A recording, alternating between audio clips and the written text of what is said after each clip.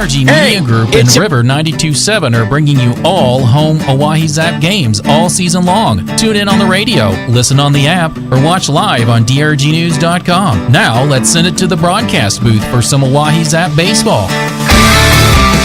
Well, it's hot, but there's no one hotter than the Oahe Zap, who have won 5 straight games. They carry this streak into the weekend, looking to make it 7 if they can take these 2 from the visiting Nebraska prospects. Hello, everybody. I'm Justin Cowart, welcoming you into the broadcast booth on a sweltering 98-degree summer day here in central South Dakota alongside Dylan Beach.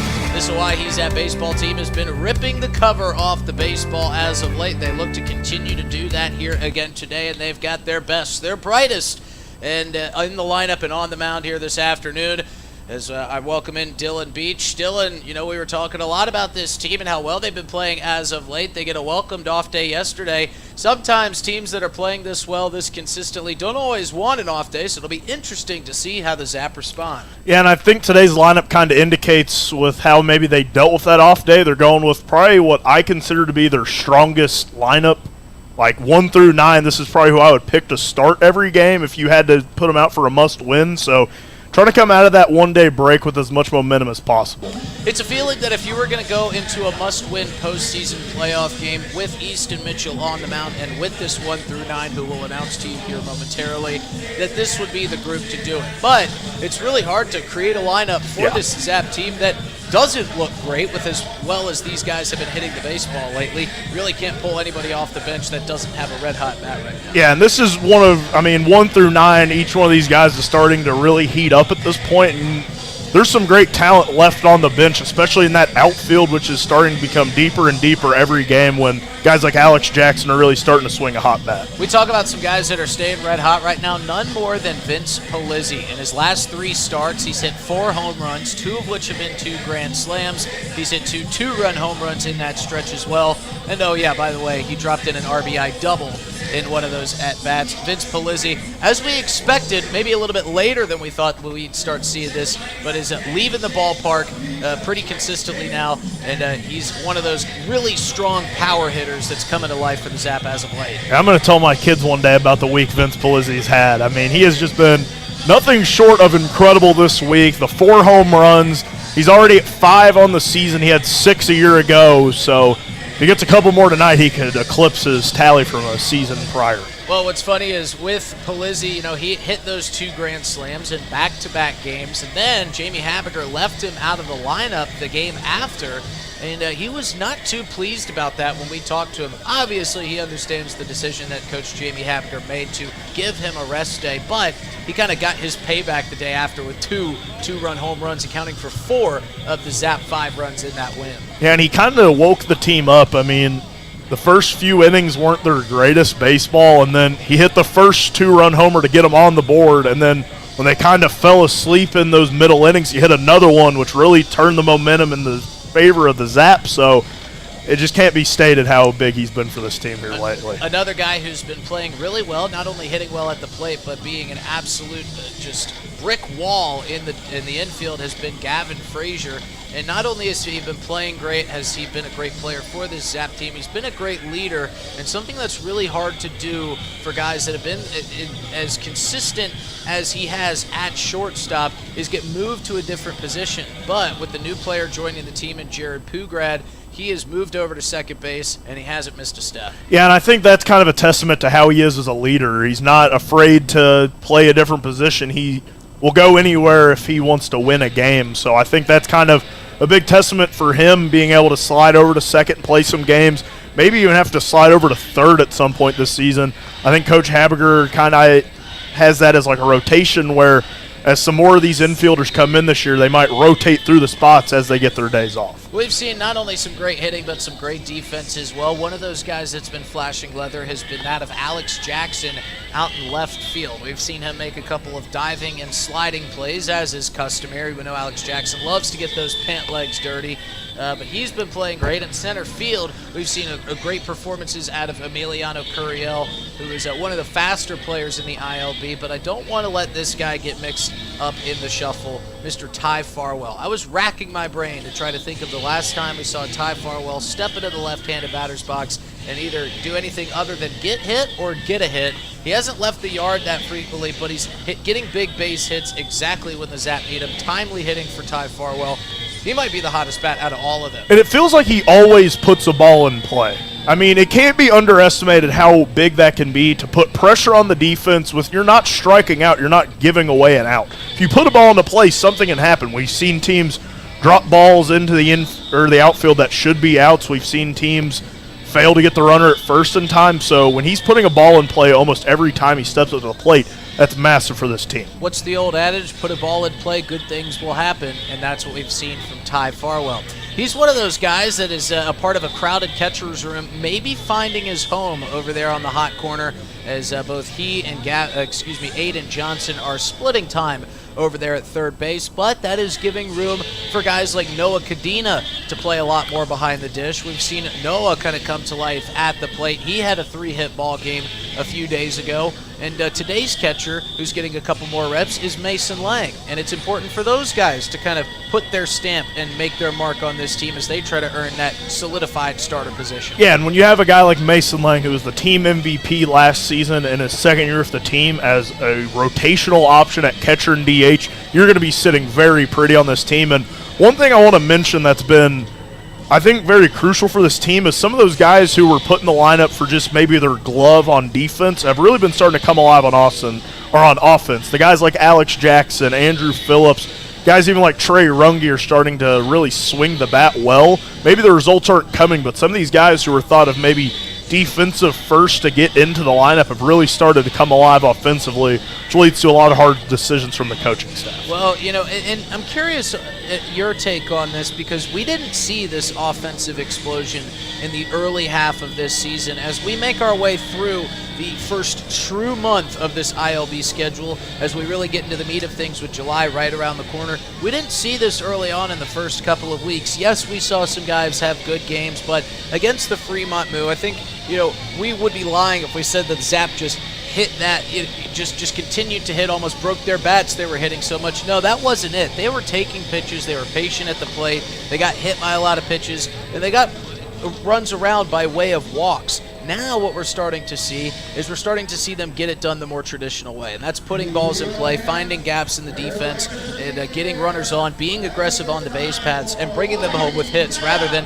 hoping that the opponent's pitcher misses the zone and walks guys around. Yeah, one of those games against the Plainsmen, Zap only had 2 walks in that game, but you're swinging the bat so well that you're getting a lot more hits than you used to, and that's kind of that aspect of some of the defensive guys are really starting to wake up on offense, and then some of those guys who might have been like the lone bright spot early in the season on offense are really taking it to another level right now. And if you think we're lying, just look at these some of these games in this 5-game win streak. 4 of those games, they've scored 10 or more runs. You can't score 10 or more runs in a ball game without doing some good hitting. So that's where the Zap have really been coming to life. Another bright spot that we've seen that hadn't been a bright spot through the end of May into the early part of June was hitting with runners in scoring position.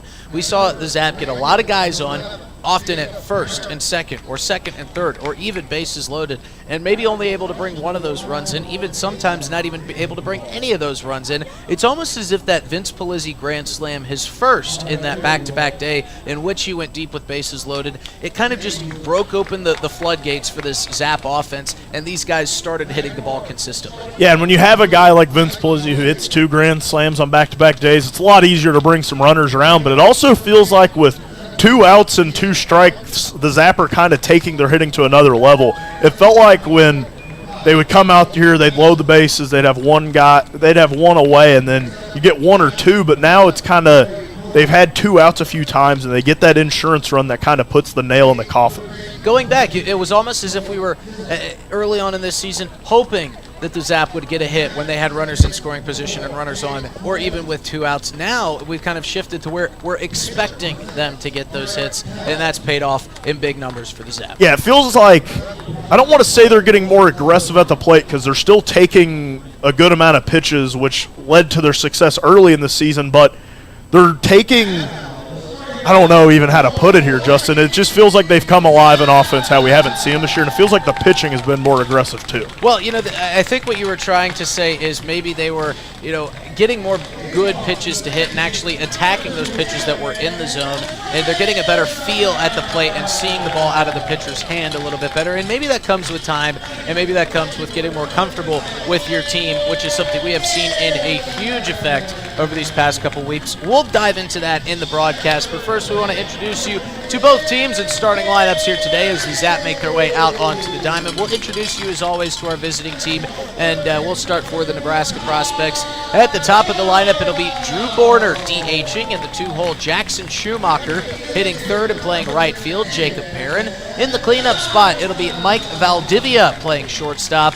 Aiden Martin will be playing first base and hitting fifth. Kobe Hatcher will be playing in left and hitting sixth. Corey Kozak will be catching today. He'll be batting seventh. Cody Cishek will be batting eighth and playing third base. And batting in the 9-hole will be Jake Smolinski and playing second. For the Oahe Zap, leading it off, back in that leadoff spot. We've only seen him outside that leadoff spot, it feels like, one time this season. Gavin Frazier back where he feels most comfortable. And as we mentioned earlier in the pregame, he will be playing second base today. In the right field spot, batting second will be Nick Golden. Vince Palizzi will be playing first base and batting third. Ty Farwell will be at the hot corner, batting fourth. Aiden Johnson will be the designated hitter for the Zap today, batting fifth. Batting sixth will be Mason Lang. He will be catching. His number 7 hole will be Jared Pugrad playing shortstop. In the 8-hole, it will be Alex Jackson playing left field. And the speedy Emiliano Curiel will be playing out in center and batting ninth. We've said it a lot. There's not many places to hide in this Zap lineup. A lot of those names are hitting the ball well. Before we introduce you to our umpires and tell you what both teams are wearing, let's send it down to the field for the national anthem. Early light, what so proudly we hail at the twilight's last gleam, whose broad stripes and bright stars through the perilous fight, o'er the ramparts we watched were so gallantly streaming, and the rocket's red flare from bursting in air gave proof through the night that our flag was still there. Oh, say does that star-spangled banner yet wave o'er the land of the free and the home of the brave?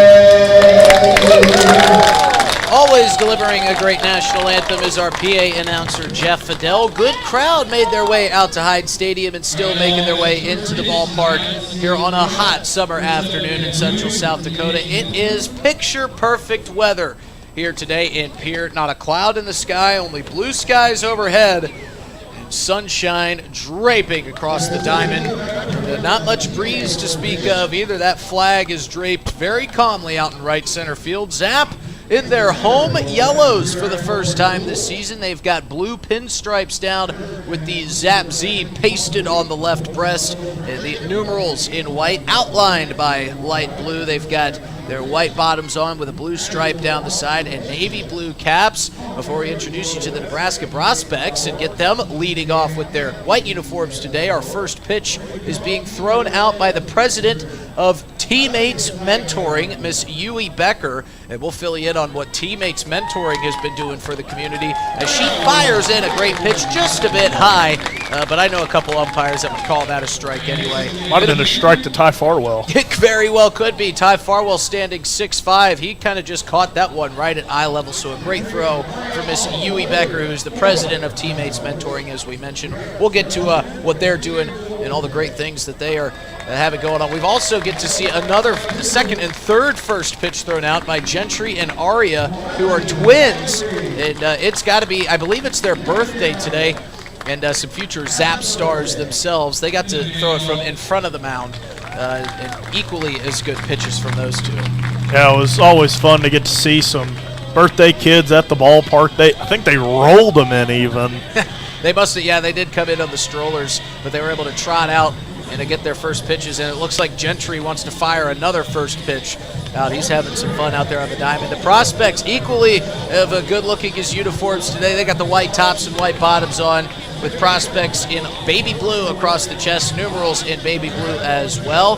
And they chose some good clothing here today for a hot one. We saw the Sasquatch coming in their black jerseys when we had 105-degree temperatures. So both of these teams try to stay cool, go with lighter colored jerseys. Zap looking for their 6th straight win. And they got another one tomorrow against Nebraska before they get a day off and head on the road to Spearfish for a 2-game series.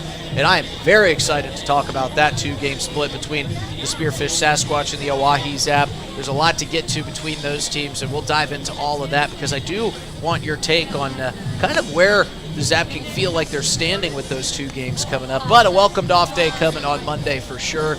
Hopefully these 2 games can go rather quick for the Zap. They've played, this will be number 9 in 10 days. And then a 10th game in 11 days will be tomorrow afternoon. Easton Pratt on the mound will be facing off with Jarrett Bell for the Nebraska Prospects. That's our pitching matchup here today. As we see Drew Borner making his way to the right-handed batter's box, some acquaintances being made between home plate umpire Dustin Calhoun. And Borner out in the field for the umpiring crew today will be Austin Ritchie. As Drew Borner exchanging a couple more words with Dustin Calhoun. We're set, and now for the ball game as the first pitch from Easton Pratt falls into the strike zone, and he starts this day off with a curveball for strike 1. Second half has begun for the Zap. All previous bets are off. Got a chance to start clean and see if you can make a playoff push. Now every game becomes crucially important for the Zap as this one misses low for ball 1. If you're not familiar with how the ILB works, there's a first half winner and a second half winner. Both of those teams will face off in the playoffs. For the ILB championship, the 1-1 is swung on and missed by Border. Another good off-speed pitch from Easton Pratt. He's quickly ahead 1-2. And we'll see if he can have a quick top of the first inning. Something we haven't seen much of out of this Zap lineup, and that's a quick first at bat as he goes 3 breaking balls with a fastball mixed in to get Drew Borner swinging for out number 1. It's a 4-pitch strikeout, and that'll give way to Jackson Schumacher, prospect center fielder.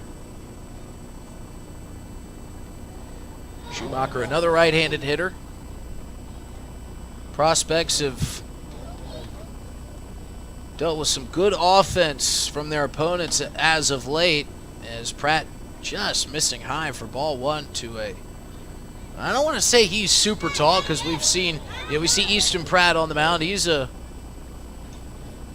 real tall, as is Ty Farwell over at third. Schumacher doesn't have that height, but he grounds sharply to Pugrad. That one bounces up and bounces off his chest.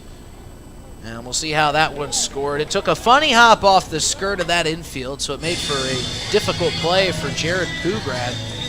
But the Prospects have a runner on first. They're going to mark it as a hit, and I think that is a good score on that play. Not much you can do about the awkward hop that catches a little bump in the infield. Yeah, it was just kind of a bit of an unfortunate play for Pugrad's first action. It's short tonight. But it does set up a double play as Jacob Perrin steps into the right-handed batter's box. He fouls off pitch number 1 quickly into the netting.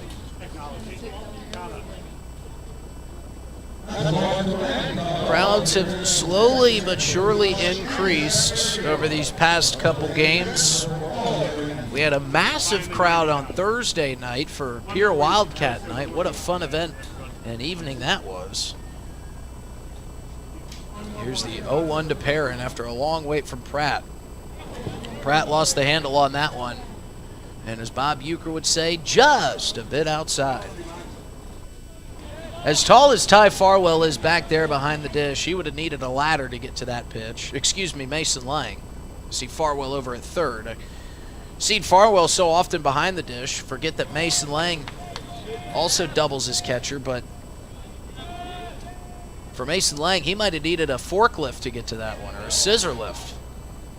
Easton Pratt maybe dealing with a little bit of moisture from the heat.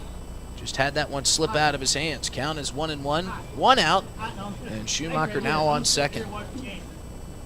That one misses way high as well, and now Schumacher's going to be able to make it to third, and Easton Pratt still looking down at that hand. I'm starting to wonder if maybe that's not moisture,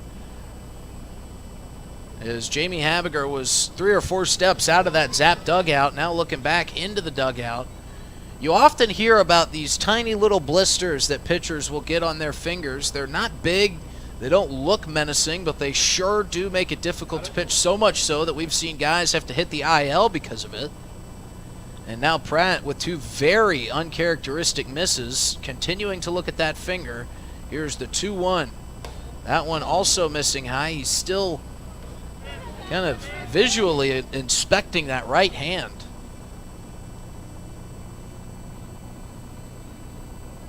So the count will run 3-1 to Jacob Perrin. That one falls in there for a strike. Back to regularly scheduled programming for Easton Pratt.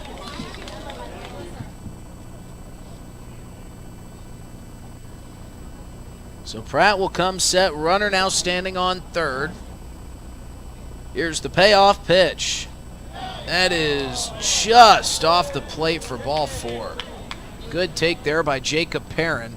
And now Jamie Habiger making a visit out to the mound, and it looks like he's got a rosin bag in his hand. Yeah, you hope it's just moisture and there's not something actually really bothering Pratt, but... Yeah, he takes the rosin bag rather willingly, but... And I don't want to say he was grimacing when he was looking down at that right hand, but it was definitely something that is bothering him. The first pitch you could kind of say, okay, you know, just a miss, maybe it slipped out of his hand, but when he does it on back-to-back pitches and starts to shake that right hand, which is his throwing hand, you start to maybe wonder if there's something more going on. So we'll keep an eye on Easton Pratt. He's now got the rosin bag to try to dry things up a bit. And we've got one of the best medical staffs in the country down there. From Avera, our good buddy Sam could take care as this one's driven into center field. Emiliano Curiel going to camp underneath it and make the second out of the inning. Tagging and heading home is Schumacher. The throw is cut off by Palizzi, and the Prospects are in front 1-0 here in the top of the first. And for a team that has been run-ruled in their last 2 games, this has got to be a welcome sight to have the first runs and a lead at a ball game. Yeah, and I doubt this is how the Zap envisioned this game starting, but I will say this, the Prospects had leads in a lot of those games, but when you're traveling and you don't have the deepest roster, it's kind of hard to hold on to some of those. Yeah, this is a Prospects team that is kind of cobbled together by college players, good offensive players, but not many pitchers. As they check on Jacob Perrin over at first base, he's back diving.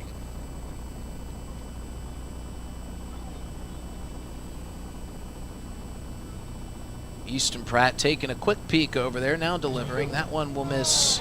No, it won't miss. That'll catch the zone for strike 1. Spoke a little too soon there, Dylan. Yeah, that one, I think I was kind of with you. I was expecting that one to be a ball.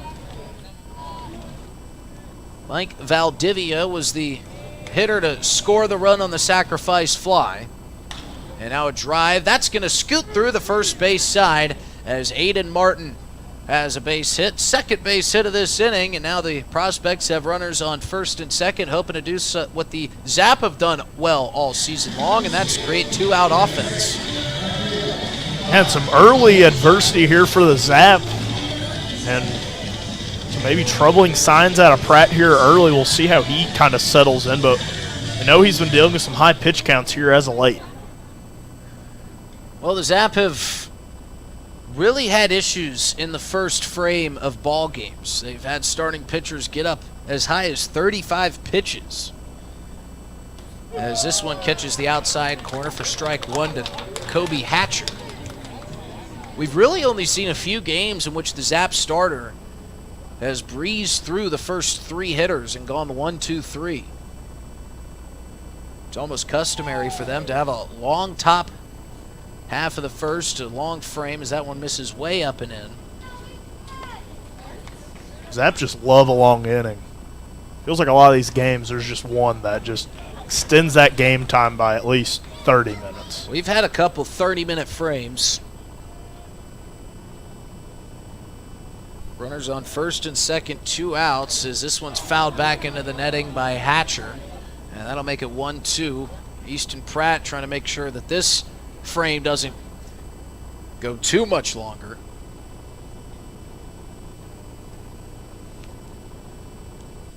A lot of folks in general admission here this afternoon, back behind home plate, finding the much-needed shade. Pratt's going to step off and reassess. Prospects are quickly learning why their dugout is on the third base side, as they are baking in the sun over there. Again, no breeze really to speak of. Here comes the 1-2 from Easton Pratt. That one's grounded up the middle. Pugrad to his left. He'll take it himself, tap his left foot on second base, and retire the side. But the Prospects do score one here in the top of the first. They take a 1-0 lead, as we will stay right here for our first inning Fiber Fact, brought to you by Venture Communications. Boys, did you know that fiber optics transmit data in the form of light signals? And the light reflects internally as it travels down the cable. So that's how fiber works. They're bouncing lights through those cables to get all that information into your phone, into your router, so you can watch your Zap baseball game here this afternoon on the Oahe Zap YouTube. Big thanks to Venture Communications for always delivering our first inning Fiber Fact. Check them out on Facebook. Great things going on over at Venture Communications. They got a young, fun team, and boy, am I glad that I've got Venture Communications delivering me fiber optic power, as you never know when that one storm is going to roll through central South Dakota, wipe out all the data and all the Wi-Fi for everybody else that doesn't have fiber optic from Venture Communications. We had a storm roll through last night. Dad and I were coming in from the Black Hills. We were kind of chasing that down. And he said, boy, I hope we can watch the game when we get home. I said, don't worry. I've got fiber from Venture Communications taking care of us. As we head to the bottom half of the first inning, it'll be Gavin Frazier, Nick Golden, and Vince Polizzi. And we'll see how this off day may have affected the Oahe Zap, but they stayed busy. There was a pancake feed this morning that you guys got to attend. Some of the players getting to flip some pancakes, grill some bacon, fire things up, and feed some hungry stomachs. Yeah, man, I was out there whipping up some pancakes for the good people of the community this morning. If broadcasting doesn't pan out, I think I got a future at Waffle House. Well, I hope that broadcasting works out for you, Dylan. You know, we didn't eat lunch. We were showing up thinking, oh, they had the pancake feed. They're going to have plenty of leftovers for us. And, well, folks, I'm sorry to say there's nothing to eat up here. But we were graced with a bunch of Canadian snacks by the leadoff hitter's mom. Gavin Frazier was kind enough to gift us a bag full of snacks, so we'll be covered in that way. But, you know, there probably wasn't any leftovers. Everything was so delicious. Everybody just kind of cleaned them up there at the pancake feed this morning. Yeah, it was just an all-around great event. Good reviews on the food, and it was a fun time. Anytime the community gets to come interact with the Zap, it's always going to be a good time. Well, we won't be able to give you any reviews on the food. I'll take Eli's word for it that everything was delicious. Country's shaking his head yes. Zap always doing stuff out in the community, as Frazier takes ball one up and in, and we get our first look here at Jarrett Bell. Not many true pitchers on this prospect roster. See what Bell has to offer today. He's got a lively fastball. Frazier checks his swing, can't stop it. Strike one.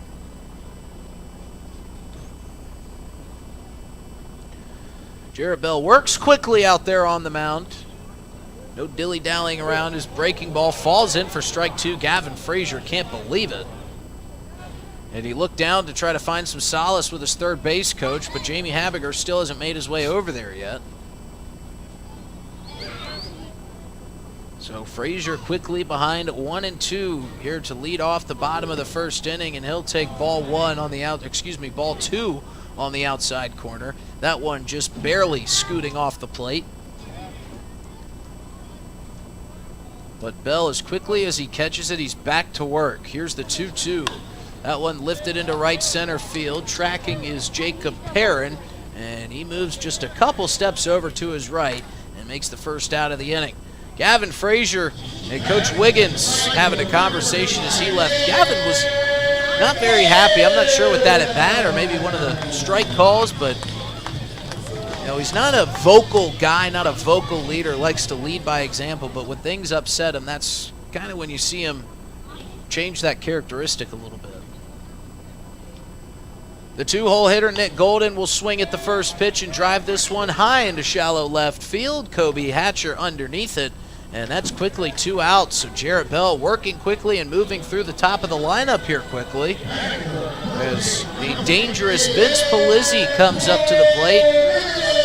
And I know that he looks at the scoreboard, sees the Zap behind 1-0, and he's probably got one thing on his mind, and that's tying up the ball game. Yeah, and it's going to be the big test here for Bell, one of the only true pitchers on this roster. See how low he can keep this pitch count. That breaking ball just a bit inside to Vince Polizzi. Polizzi, one of the home run leaders of this team. The 1-0 is lifted way high down the right field line, but that's curving foul. He's got to be one of the RBI leaders of this team. He picked up 8 in the span of 2 days and then picked up another one in that second game with that RBI double. As we mentioned, 2 grand slams in back-to-back days. As now he grounds this one sharply to the shortstop side. And Valdivia, after bobbling it, will pick it up and fire it across the diamond for out number 3. So after 1 inning, the Prospects find themselves out in front. It's 1-0 after 1. We head to the top of the second when we come back on River 92.7. Looking for happenings in Central South Dakota? The Pierre Area Chamber of Commerce Community Calendar is your go-to for all the latest events. From entertainment to local benefits, community activities, and more, there's something for everyone. Email your event to contactchamber@pierre.org and it will be listed on the weekly calendar. To view the calendar, go to www.pierre.org. Let's celebrate together in the heart of South Dakota. The Pierre Area Chamber of Commerce, connecting our community one event at a time. Doing a little spring cleaning at your house? I'm Val Keller, City of Pierre Solid Waste Manager, letting you know the City Supply Swap program can help. We'll recycle cleaning supplies, paint, and other household chemicals you don't want anymore. Plus, you're free to take any products other people dropped off for recycling. The swap program helps our customers and keeps things out of our landfill. Supplies we accept include stains and sealers, pesticides, pool chemicals, typical cleaning agents, as well as oil-based paint, latex paint, and spray paint. For additional information, call 605-773-7434. Again, that's 773-7434 for more information about recycling your household supplies and paint. Let the City of Pierre help you get your home and garage cleared out and cleaned up for the summer months. This public service message is brought to you by the radio stations of the DRG Media Group in Pierre.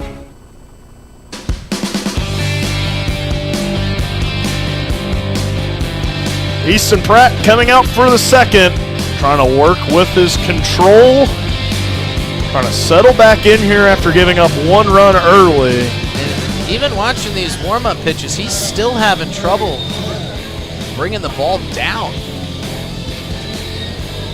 It's good to see him back out on the mound, but you almost wonder if, in a game where, every game is important now as you get into the second half of the season, but this is a guy that you kind of want to ride. As he misses low for ball 1. He's a guy you kind of want to ride throughout the rest of July and turn to as your ace, but you don't want to see if there's an issue and have it continue to compound. Yeah, you don't want to force a small injury into something bigger, as that one grounded up the middle. Pugrad tried to slide and make the play, but be a leadoff single. Prospects looking very good here today. Yeah, Corey Kozad reaches. Kozad is a fast runner, and that one, Pugrad did a nice job showing the effort to get over to that ball, but As good as Pugrad has been in his very early amount of work here for the Zap, that was going to be a tough play regardless if he got it or not. Even if he slides, he would have been sliding kind of away from the bag towards the right field side and would have had to have made a great play from the ground as Pratt with one on comes set and fires off speed for strike one. Pratt, one of the serious flamethrowers on this team, him and Jackson Cornett, the top velocity on this team, but with velocity comes some control issues most of the time as that one misses high for ball one. And we'll have the honor of talking to Jackson Cornett here as he comes up into the booth a little bit later on. We'll have to ask him about that with Easton Pratt, if there's any finger issues or blisters that could be playing a role in having some of that control and some issues with that control, I should say. Yeah, Pratt checks on the runner at first, back in time, and see if Pratt can settle in and go deep into this ball game. He's had some issues with high pitch counts his last couple of starts. As he comes, sets, and fires the 1-1, misses high. An outstanding grab there from Mason Lang, and then trying to calm down his pitcher as he steps over the plate. Yeah, and these are not just missing high. I mean, these are almost way over the top of the glove of Mason Lang. I mean, he did everything he could to catch that one. The 2-1 from Pratt, that one in and fouled off for strike two. And it's peculiar because one pitch he'll be right in the zone, and then the next couple he'll just miss so high that a guy in a ladder would have a hard time catching some of these. And with the team already trailing, something this coaching staff would like him to be able to settle in and go deep on your best pitcher. The 2-2 fouled off. Count remains even. Already had that bit of a jam in the first that he worked out of, which a couple of wild pitches from him really led to that run being scored. They moved him around on two wild pitches, and the sac fly scored him. The 2-2 here from Pratt. That one fouled off once again in almost an identical swing in an identical place. The people of Hyde Stadium wanting the beer batter to go down. It is an absolute scorcher out. Chance to get him some cheaper cold beer from Pratt. The 2-2 right down the middle for strike three. And the beer batter goes down, and the people of Hyde Stadium sing. And you can kind of get an idea of our crowd here this afternoon. We mentioned they continue to grow slowly but surely in size as this team starts winning, but I love seeing the beer batter strike out, because then you see this mass exodus of fans right underneath us on the home side. They just get up, and everybody heads to the beer cooler. It's always a fun sight as Pratt gets the first one away and misses high and inside for ball one. Second strikeout of the day for Pratt. He's already thrown 29 pitches through 1 1/3. We'll see how he can kind of try to settle in. We've seen him get hit early his last couple of starts, but has still gone 5+ innings in both of those. It's that one down the middle for strike two. Runner on first, one away. A double play could end the inning, but a very promising start here for the prospects. See if Pratt, what he goes through for the 0-2. The runner goes a bit outside, and Lang bobbling it as he went to throw. So the runner's in there with one away. Takes the double play off the board, and saw Corey Kozad taking second base. Ran on the perfect pitch. While it was a fastball, it was off the plate. And Mason Lang was kind of in his motion of standing up to try to make the exchange to throw it down to second, but Kozad, a quick runner, I think he was there all day. Pratt behind in the count, 2-1. That one grounded towards Frazier at second, fielded cleanly and over to first in time for the second out of the inning. The runner advances a third. Zap get one more away. That sac fly is now off the board. The prospect's going to have to get a nice timely bit of hitting here Can't rely on that sac fly like they did to score their first in this ball game. Well, that's why that steal was so big for the prospects. That could have easily been a double play ball had he still been at first. As that one fouled off by Borner. And he went down on the first batter of the game for Pratt in the first. And Pratt a little bit of control issues after it, which was so shocking after he really dealt with Borner quickly. So he's ahead in the count 0-1. Sets, fires, off speed, over the plate for strike 2. And what's interesting, too, is, maybe I haven't seen it, but I haven't noticed Easton Pratt going to that rosin bag at all. It's out there with him. Coach brought it to him, but he really hadn't seemed to need it. See if that hand is still bothering him. The 0-2 from Pratt. Takes a breath, fires, and that one skips in. The runner coming to the plate and scoring. Easton Pratt, just when he had faced a couple of batters without really having a bad miss, and that one certainly going to be put down as a wild pitch. I don't know. That one might be more on his catcher, Mason Lang. He knew the off-speed was coming, and it just kind of went right underneath the glove. I think Jamie Habiger's – that's one of those things. There's not much that can get Jamie Habiger too upset, too hot, but that one, that should have been stopped. 1-2 from Pratt, off speed, misses for ball 2. Especially with a runner on third. As a catcher, your job is to make sure that no matter what the pitch is, what the situation is, you absolutely cannot let anything by you that is stoppable. 2-2 from Pratt, misses for ball 3. 3 straight balls for Pratt. They're getting ahead in the count. So he takes a second and he's really grabbing at that hand. As he shakes it loose now. Agrees with the sign and comes set. And deals. Misses low for the 4th straight ball. He's ahead in the count, 0-2. Then missing 4 straight times. Gives Borner a 2-out walk. And I think Easton Pratt is running on 99 right now. He is fired. Now he is fired up, but he's still wiping that right hand down on his pant leg, and you can just see the frustration building for Easton Pratt. Nobody up in the bullpen working for the Zap, so makes me think that maybe it's not a possible injury. It's more so just he can't get a good grip on the ball right now on a very hot day in the middle of the afternoon. But yeah, for him, he needs to just remember, you've got the hottest offense in the league right now, a team that can score in the blink of an eye. It's a 2-0 ball game, and we're at the top of the 2nd inning. There is plenty of baseball left to play. There's plenty of time to get settled in. I know there's not the start he wanted for his outing, but for the rest of his team, he needs to lock in. And every time I think it's not an injury, he kind of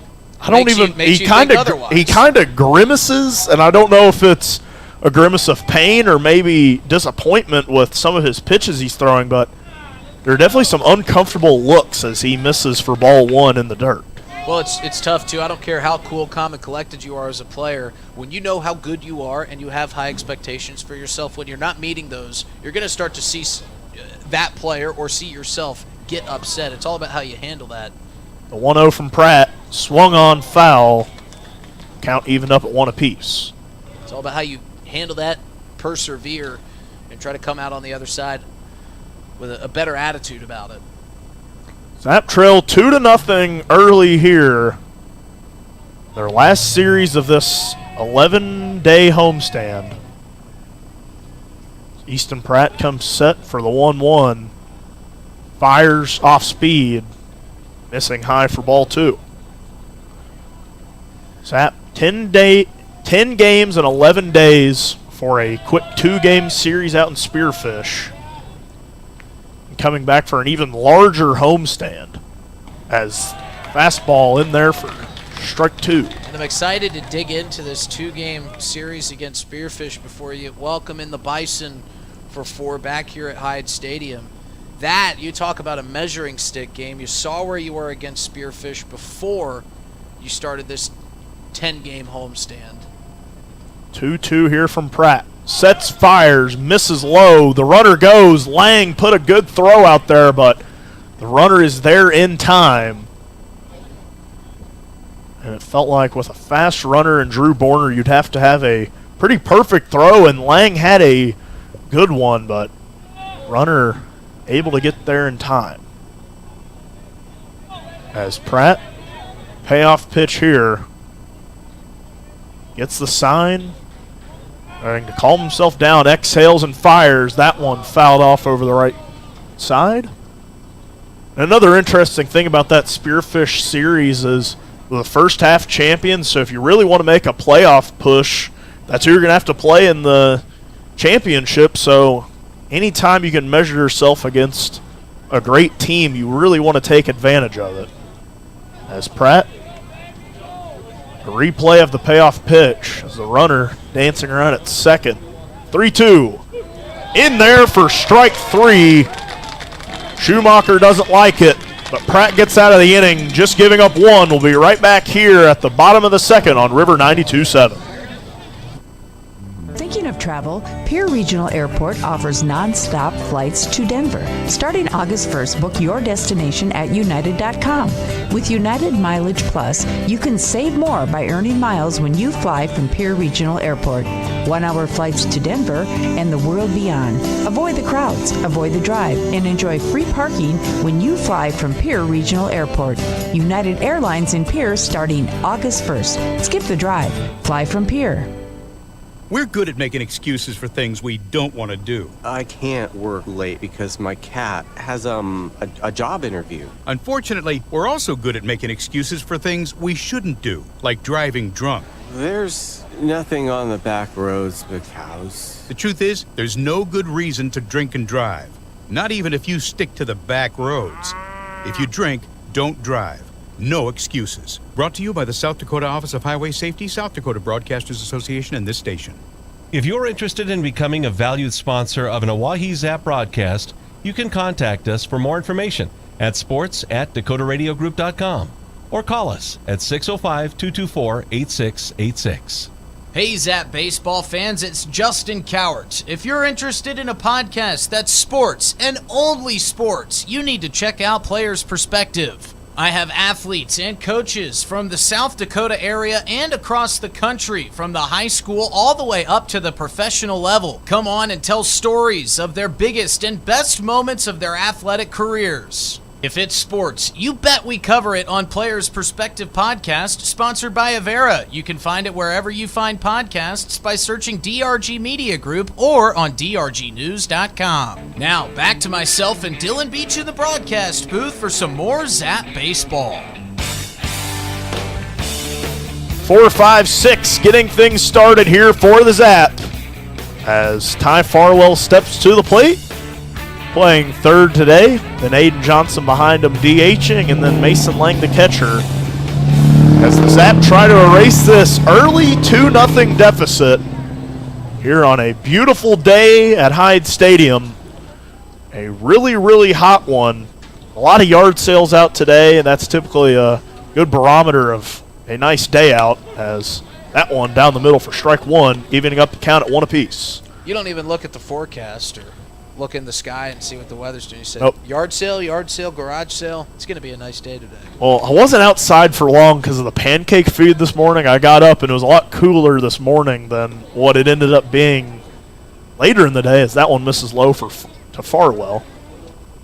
That's another thing you got to get used to, is having about 3 different seasons all in the span of one day here. Being from Indiana, I'm very familiar with the weather changing very quickly. As 2-1 here to Farwell on the plate for strike 2. And I wish I could say this was an uncharacteristic start from the Zap, but this is kind of what we've seen all season. It was kind of the opposite for the longest time. The Zap would punch first, but then get knocked out with the first big inning from the other team, as the 2-2 to Farwell put into play on a high chop. First baseman throws it over to the covering Bell, and it was an impressive play there for Martin, kind of thrown away from the bag. But Farwell goes down for the first out of the inning, but it was kind of a different flip of the switch for the Zap. They were striking first in so many of those games, but it felt like the first big inning from the other team kind of put them away. But here in this win streak, the Zap have kind of been starting slow and then really responding well, which is a promising sign. You would certainly like them to start punching first again, but responding to adversity is going to be so big for this team if they want to make a playoff run. As that one in there for strike one to Johnson. That also felt like the first time in a really long time we've seen Farwell make his way back to the Zap dugout after being in the batter's box. The 0-1 here to Johnson. Just misses for ball one. I feel like he was always getting on base no matter what, whether it be via walk, hit by pitch, base hit. It's Ty Farwell trying to continue his great season here for the Zap. Johnson at the plate. Swings on that one foul for strike two. That one was a little odd off the bat. It looked like it kind of ran in a little bit on Johnson, and he fouled it off. He made contact just above his hands, and he looked down at his bat to make sure it wasn't broken. That's how much it caught the skinny neck part of the bat. Johnson behind in the count 1-2. The offering misses outside for ball two. And if you're thinking strategically here for the Zap, what you want to do with Jarrett Bell, you know that these guys don't have many pitchers in that roster, so try to make patient at bats. Try to take this guy to a higher pitch count and then see what the prospects will bring you. 2-2 from Bell. Put into play from Johnson. That one not going to get down in the outfield grass. A nice play there from Smolinski to reel that one in.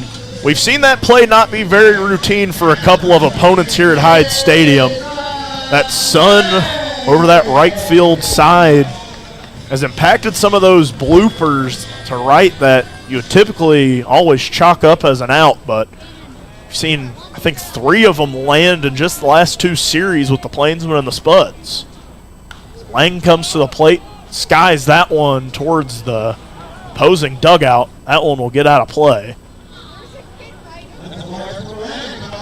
But who knows? You know, we've seen how good the Zap have been with 2 outs here this season. Maybe that's where they need to be. They have flourished with 2 outs. They've brought a lot of runs across when they're down to their final out. And Lang had a chance to get a 2-out rally started. He's had a good second season so far with the Zap. 2 homers, 2 triples. He's behind the count 0-1, 2 away. So he drills that one back towards the pitcher. Bell flips to first. A spectacular defensive play from Bell to end the inning. And the Zap unable to respond. We'll be right back here for the top of the third on River 92.7. Hey, it's your phone talking. Yeah, your phone. You know, that thing you're constantly picking up and poking around? Listen, when you're behind the wheel, would you please give me a break? You'll have plenty of time for your TikToks and, I don't know, texting your friends after you put it in park. Distracted driving, friend. No joke. One quick text or social media feed can cause a crash. And hey, I don't want any part of that.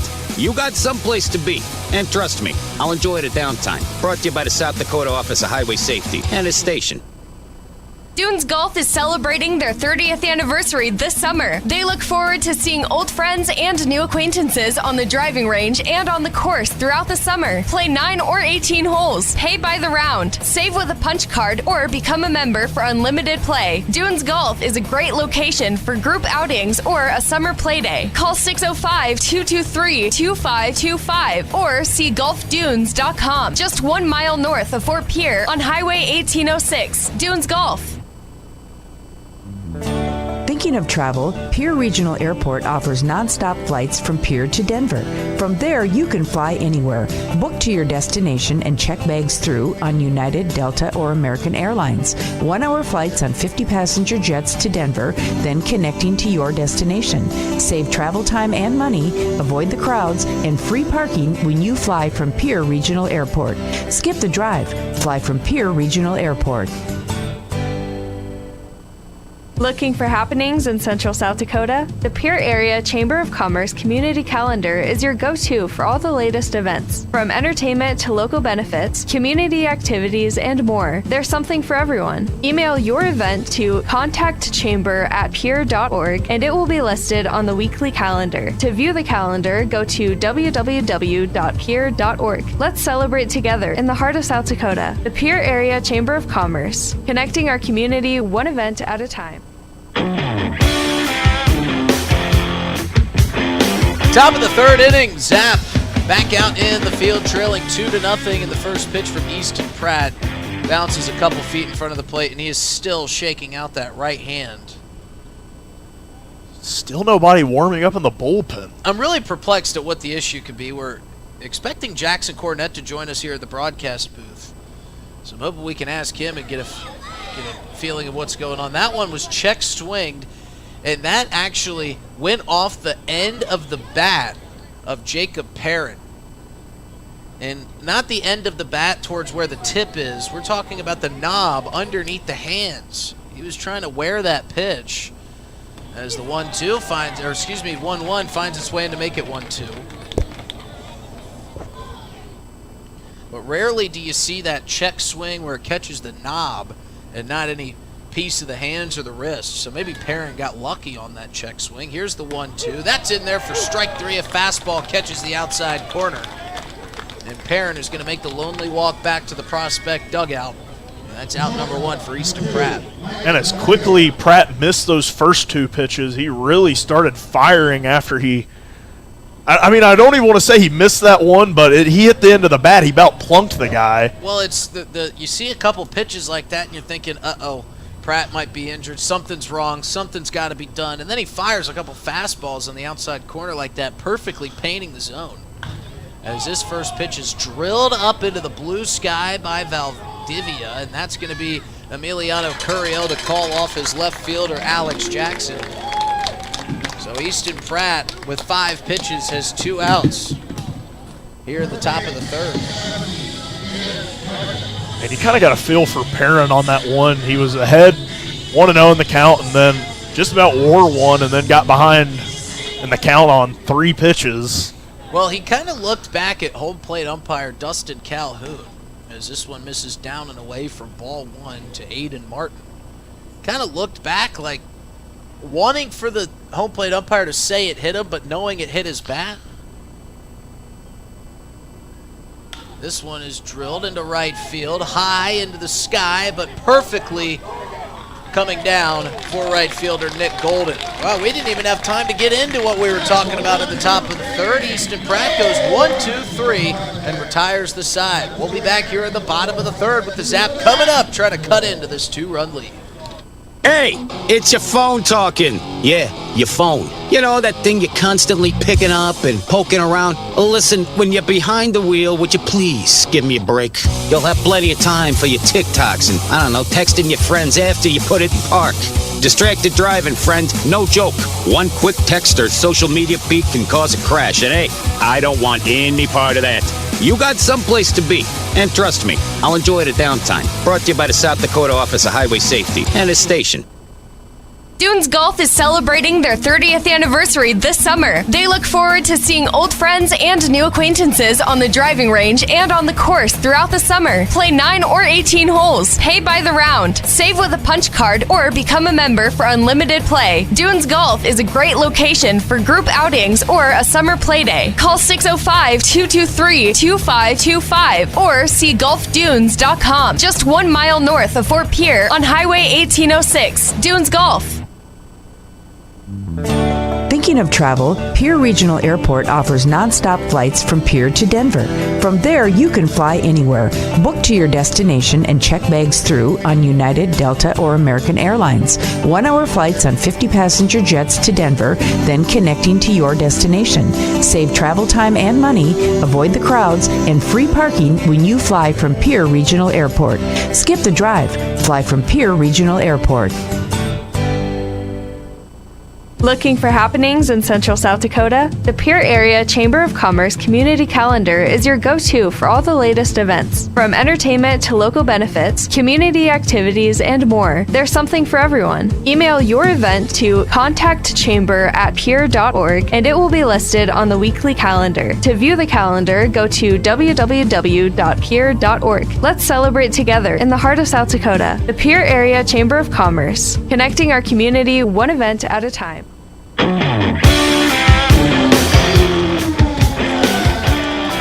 It'll be Jared Pugrad to lead off the bottom of the third here at Hyde Stadium for the Oahe Zap. They're trailing 2-0, but hoping to chip away. Here, Justin Cowart alongside Dylan Beach and Eli Lewis in the broadcast booth. Pugrad watches ball one sail outside. A lot of folks enjoying this sunny Saturday here in Pierre as the 1-0 is drilled, and that's going to get right into the glove of Mike Valdivia at shortstop. Pugrad put a good swing on that, but Valdivia was in the perfect place for it. That'll be the first down of the inning. So Jarrett Bell working quickly on the mound and in the scorebooks. Zap have only registered one hit here through 2 1/3. There's no messing around with Jarrett Bell. He gets that ball back. He hardly strays far from the rubber. And we'll see if Alex Jackson can get after Bell. He takes ball one high. The opposing teams just played some great defense on the Zap newcomers, man. Taking those first hits from them. Pugrad's had a couple great catches from the other team. Hammond's had a few. As now Alex Jackson drives one. That's going to sneak over the glove of Jake Smolinski at second base. Looked like he mistimed that jump a little bit. It wasn't hit high over his head. Looked like he just jumped a little bit too early, and as he was coming down, the ball was floating over top. But the Zap will take it. It's their second hit of the ball game. And that'll bring up the bottom of the order here in Emiliano Curiel, another guy who has been really swinging the bat well for the Zap. And maybe the start of a good inning for the Zap. It felt like when they've gone down early, it's just taken one good inning to kind of get them back on track. Well, like good lineups do, they get a look at Bell. Here's the first pitch. Curiel squares to bunt. He pops it up, but it drops in right in front of the catcher. They're going to fire down to second, and Alex Jackson had to wait at first for that ball to land. He didn't want to run too early just in case that Corey Kozad made the catch there from behind the dish. And he might have been able to, but Kozad making a very heads-up play, letting it drop and throwing down to second. Rarely do you see a bunt get thrown down to get the lead runner at a base other than first. So a wonderful play from the prospect catcher. That's the second out. We'll see if Curiel wants to try to run on Corey Kozad. He showed off his arm there as Gavin Frazier swings and misses at strike one.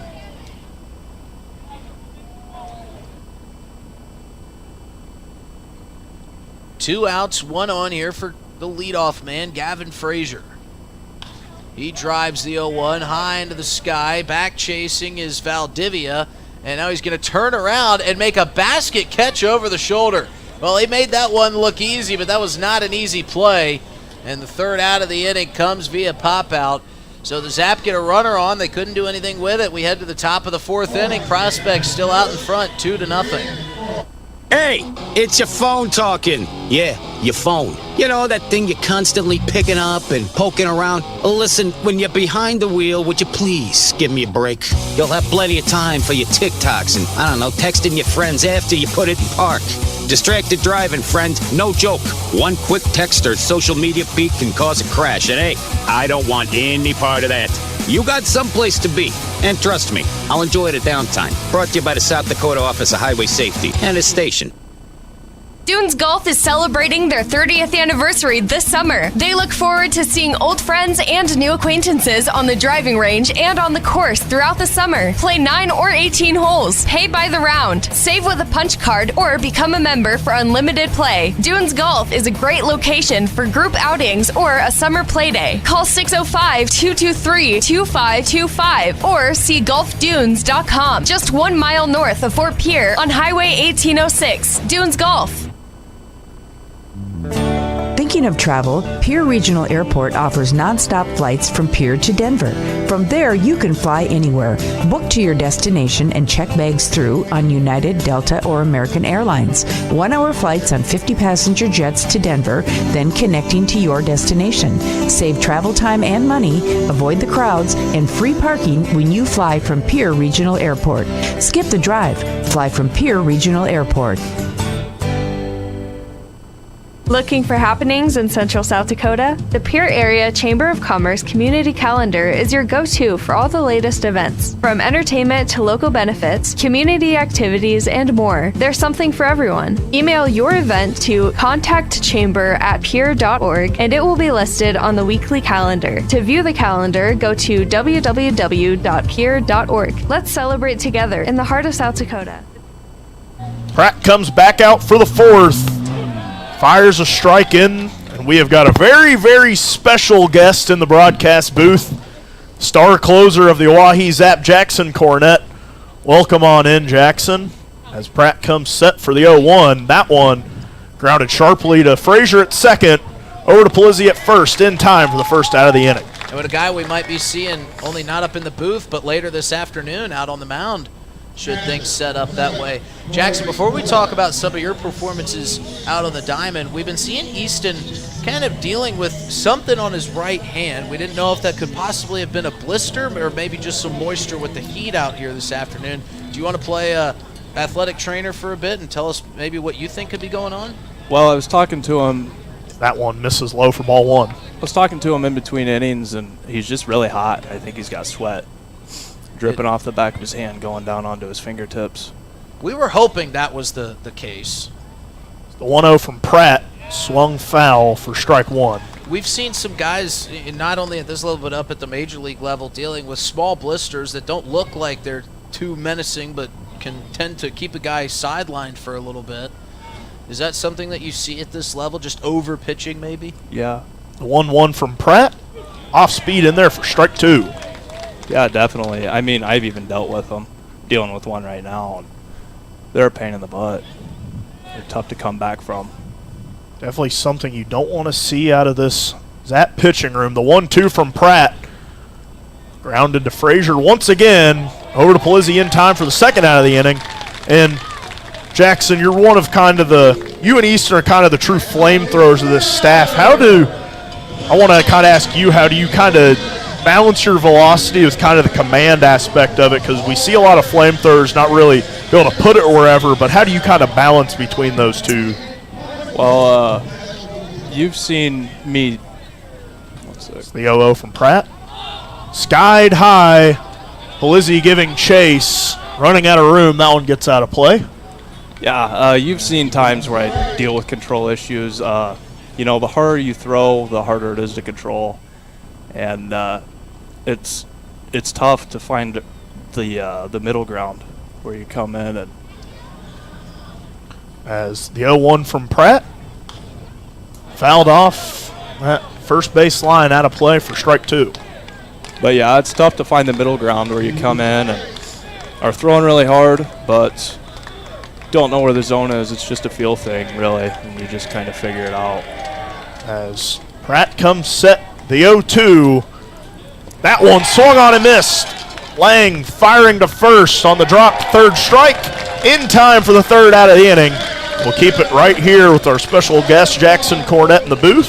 Still counts as a beer batter strikeout in my book. That'll go down in the scorebooks as a strikeout. Jackson, your time is wrapping up here with the Zap, and you're kind of leaving it at the time that this team is getting the hottest. How has the transition felt from the early part of the season when you guys were losing some close games to now when the offense is just really letting it eat? You guys are scoring a bunch of runs. I'm sure the vibes and the momentum is really carrying through in this team right now. Yeah, totally. I think the biggest part was just learning how to be a team. I mean, it's just a bunch of guys that show up, and it's just a team that's thrown together. And after the first 1 or 2 weeks, there's kind of a coming to Jesus moment where everybody's just like, all right, we're teammates.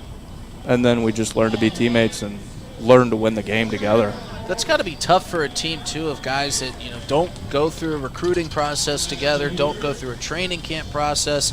You guys get here and all kind of come together a couple days before the season starts, and you're expected to just have it all mesh at the same time. Who are some of those guys in that dugout that have kind of helped foster that sense of, that team and build you guys coming together closer throughout the last couple weeks? I think our big glue guys would be Caden Bazanski, Baz, he's great. Gavin Frazier, he's another good one too. And even Easton Pratt, he's great. He's really good on the pitching side of things, getting everybody on the same wavelength. And we've seen a lot of guys, Jackson, come to this team with a college teammate. We see Wyatt and Josh. You have TJ as your college teammate. How have you guys kind of relied on each other, moving to a different city, moving to a different state, kind of in this unfamiliar territory? Well, it gets tough. It's a grind, playing 8 games in a row, and it's just having somebody right there with you who's been through the exact same thing you've been through. When you don't want to wake up and lift, they're up ready to lift, and they just pull you with them. And some days that's me taking him out, and other days that's him taking me. Golden to the plate, leading things off. That one in there for strike one. We've talked about how good the momentum has been lately. You guys get a pretty welcomed off day, I would assume, for everybody down in that dugout in that bullpen. 0-1 to Golden, chopped off foul. But, sometimes when a team is playing as well as you guys have been in the last 5 games, sometimes that off day can kind of come at an inopportune time. So what was the feeling between the guys? Were you guys excited to have that day off and rest up? Do you feel like, oh, man, we're just starting to get going? 0-2 to Golden, fouled off. Yeah, for sure. We were pretty excited to have the day off. We went and got together as a team, and then a few of us came to the post-8 game yesterday, and it was a good day for Pierre. As Golden trying to fight to stay alive at the plate. The 0-2 swung on a miss for strike 3 to Golden. As maybe a bit upset with himself. The Zap offense just not firing on all cylinders right now.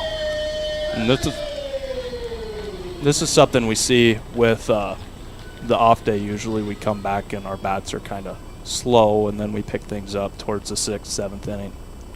As Palizzi comes to the plate, he's been red hot here lately. Watch a strike one. And Jackson, I kind of want to ask you about that. As a pitcher, how do you kind of deal with, you can't really go out there, pick up a bat, and go swing and hit a home run to give yourself some run support, as the 0-1 to Palizzi skied foul for strike 2. It's not like you can go provide the run support yourself. You kind of have to rely on your teammates. What's kind of that going through your head in a game where you might not have the run support you'd like? It's tough, but for me, I usually never have the run support. It's a tight lead. As Palizzi drills that one through the gap. Palizzi, a one-out single. Usually a 3 or less run lead when I come in, and I have to come in and make sure I don't give up the lead. When you have to get the real saves rather than the honorary saves that we're giving you up here in the booth. Right. Do you relish that opportunity, being to come in kind of with your back against the wall and everything kind of falls on your shoulders? Yeah, I love it. It gets me going. I struggle to pitch when the situation doesn't get me going. Farwell to the plate. Watch a strike one. It's hard for me to believe that you struggle to pitch coming in with a 9-run, 10-run lead sometimes, but I'm sure it can be, a little bit comfortable. But do you kind of like that discomfort? Is that more your speed? I love it. Farwell behind in the count, 0-1. Palizzi on first, one away. Check on Palizzi. He's back in time, safe. You've fallen into that closing role really nicely. We have seen some other guys, Aiden Johnson he's gone from a starter, gone into some relief roles, and we've seen that from some other guys. As Farwell puts that one back to Bell, throws to second, over to first in time for the double play. So another great fielding play from Jarrett Bell to end the inning. Hopefully we can keep you here for this next inning break. You're not needed at least for another 4 innings of work, but we've seen some guys that have kind of been moved around. Have you had that opportunity to kind of go from, maybe not on this team, but on other teams, going from that closer role to a reliever role, maybe to a starter role? And how does that differ in terms of mindset and mentality? For sure. So when I was in high school, I was I was a starter, and every time I'd come out, we would. Got the sprinklers going here. The prospects don't seem too phased by it as they actually took a run through them. And our fans our kids are running the bases in the sprinklers. Running early. We're ahead of schedule tonight. Munchkin run. But you've gotten the opportunity kind of to pitch in those different roles through your career. Right. Yeah, so in high school I threw 110-plus pitches every single time I went out. And once I got to college, I became a one-inning guy. Not necessarily a closer, just like middle relief, come in and pick somebody up. And after doing that and coming into some big situations, I wonder how in the world I even used to be able to throw 110 pitches. I couldn't throw 70 right now if I had to. Is that an age thing, or have you just kind of become so set with the amount that you go out and kind of your body has transformed to muscle memory of only trying to throw those 15 to 20 pitches? Yeah, so right now the way that my body is, it's you throw high intent often versus, Easton, who would throw high intent maybe twice a week. I'm 3 to 4 times a week. So certainly, yeah, it's tasking on the body. I mean, I dealt with shoulder stuff last summer. I tore my labrum and rehabbed back during last fall, and I finally just got back up to 100% in about February. So it's nice to be back, but definitely couldn't be a starter now if I wanted to be, just because of my shoulder. I feel like keeping the high intent workload minimal is pretty big for me. How is that as a guy coming back from an injury? You're so reliant on that shoulder, a labrum injury. Is it more of a mental challenge and kind of the battle of letting yourself go and letting yourself throw back to 100% where you have it in the back of your mind as we're back in batting? Here's the first pitch is fouled off. Easton Pratt quickly ahead 0-1. Is there a mental battle that you have with yourself of letting it go and letting yourself get back to that old form? There's Pratt with the 0-1. Just misses outside for ball one. Yeah, for sure. I mean, I struggled big time when I first came back and was able to throw 100%, just trusting myself to do so. 1-1 for Pratt. Bounces up there for ball 2.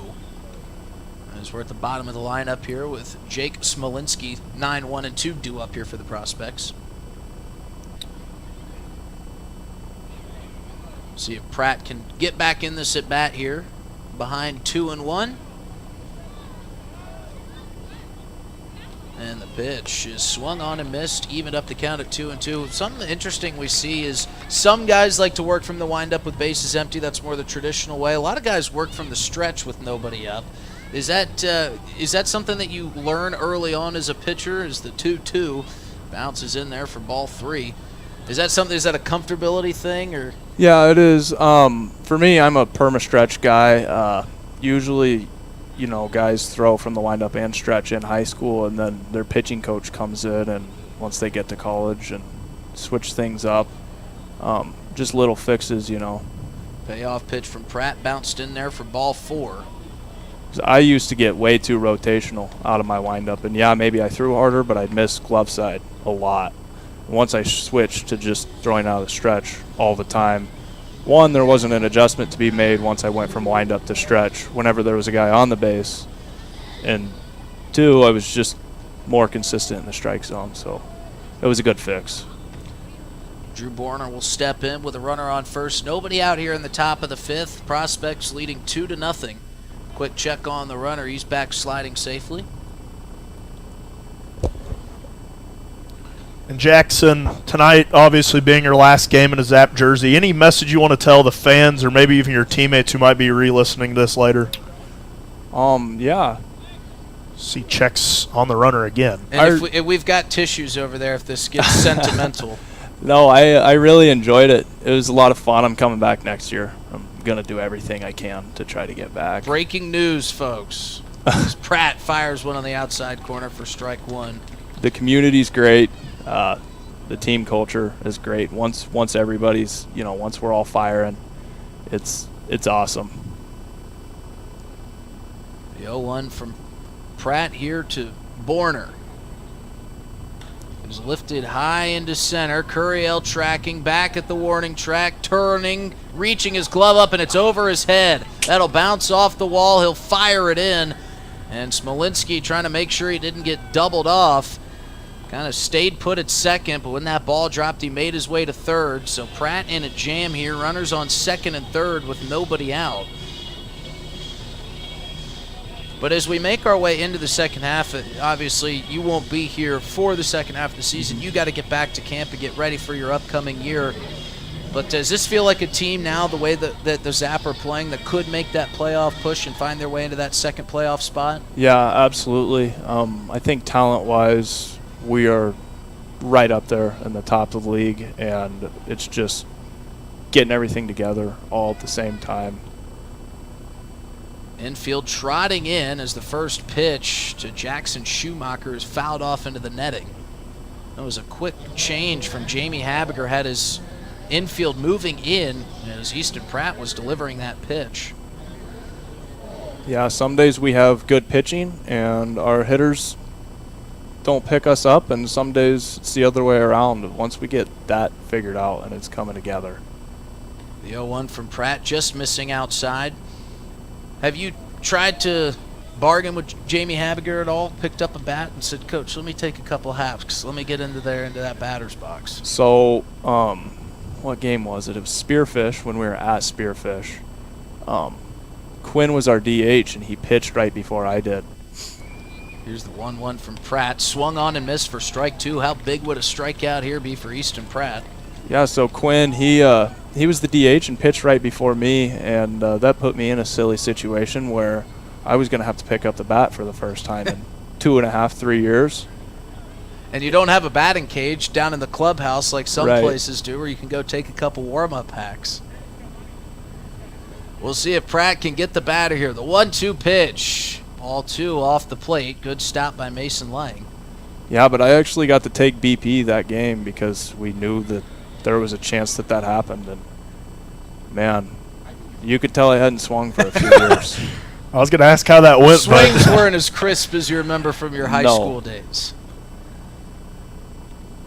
Here's the 2-2 from Pratt. Grounded sharply to third and through the 5-hole of Ty Farwell. He lifted his head up to watch the runner, and that'll bring across the third Prospects run of the ball game. They extend their lead to 3-0. And Easton Pratt running a little bit hot right now as his defense isn't picking up behind him.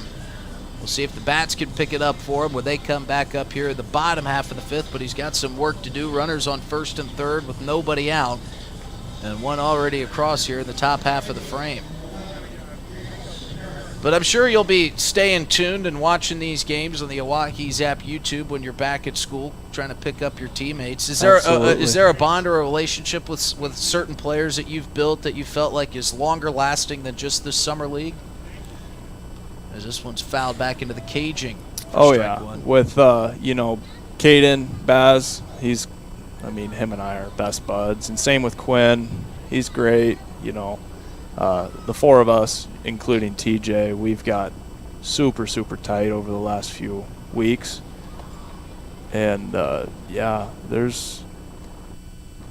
The 0-1 is drilled into right field. Back chasing is Golden, and he's going to watch that one bounce off the wall. 2 runs are going to score, and Jacob Perrin has delivered a big blow here to the Zap. They now lead 5-0. There's a few other guys that I'm pretty good pals with, but they already took off, Toad and Hudson, I was really good pals with them.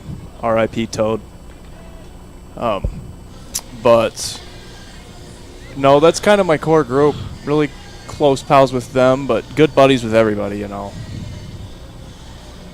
they'll have a meeting at the mound, and we want to thank you for coming up. You might be needed a little bit sooner than we expected up here. Yeah. And, we hate to see you go, but we'll be excited to see you back here next summer. For sure. Thanks, my man. Yeah, thank you. Thanks for having me, guys. That was Jackson Cornett, star closer for the Oahe Zap, joining us here for a couple minutes up in the broadcast booth, as this meeting at the mound is being hurried up by Dustin Calhoun. The Prospects scored 1 in the first, 1 in the second, and now have scored 3 here in the top of the 5th inning to take a 5-0 lead. And as we mentioned, that it's been a hot week for the Zap at the plate. They brought a lot of runs across, but they haven't been able to break through here yet against the Prospects, and well, maybe surprising a few folks. As that will bring up Mike Valdivia to the plate, and he takes ball one high and away. And well, we heard Jackson say it, coming off that off day, that's where the bats may have cooled down a little bit.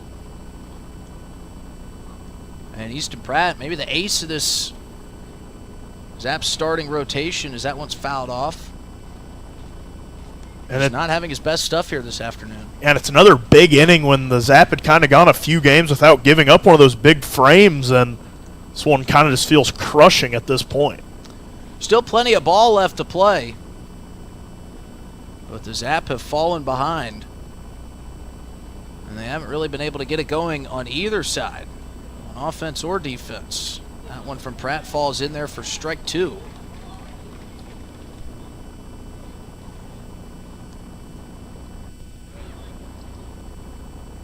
Jacob Perrin at second base, Valdivia at the plate.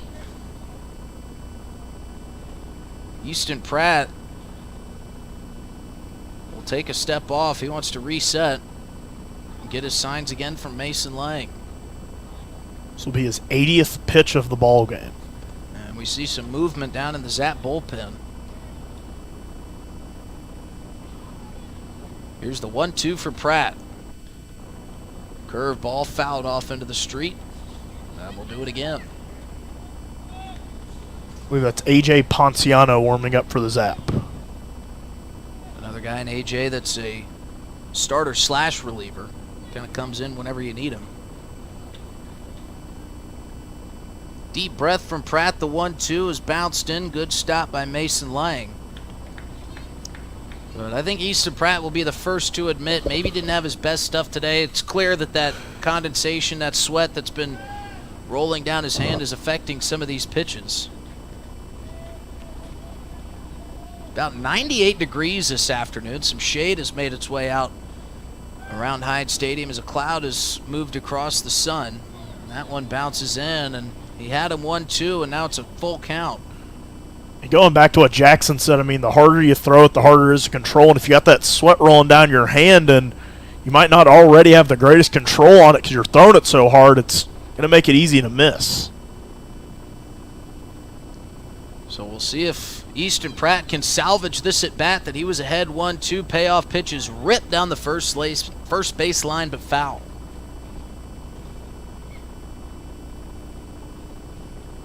Easton hasn't been the happiest camper out there on the mound. And he had an opportunity to get an early out with a ground ball to Ty Farwell that just went right underneath his glove. There was runners on second and third. As this one is ripped into right field, that's going to get down for a base hit. They're going to hold the runner at third. But Mike Valdivia delivers another base hit in this inning. It's their 6th hit of the ball game. And everything going the Prospects' way. They're seeing the ball well. But again, don't touch that dial, folks. You know how quickly this Zap offense can bring some runners across. This thing far from over. But Easton Pratt in a serious jam here. He's already given up 3 runs here in the top of the 5th. Prospects have runners on first and third with nobody out. And a power hitter in Aiden Martin coming to the plate. Pratt will step off, take a quick peek over to first base. As Valdivia bouncing back and forth, distracting Easton Pratt from the batter at hand.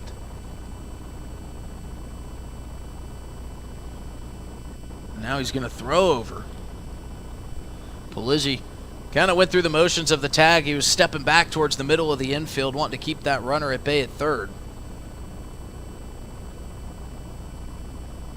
Pratt still trying to wipe that sweat off his hand, using the pant leg, using the jersey. Again, hasn't really gone to that rosin bag much.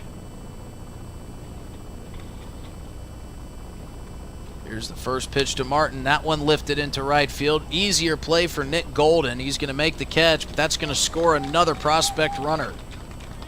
6-0, Nebraska out in front. And I think as stunned as we are up here in the broadcast booth, everybody here is pretty stunned at this one.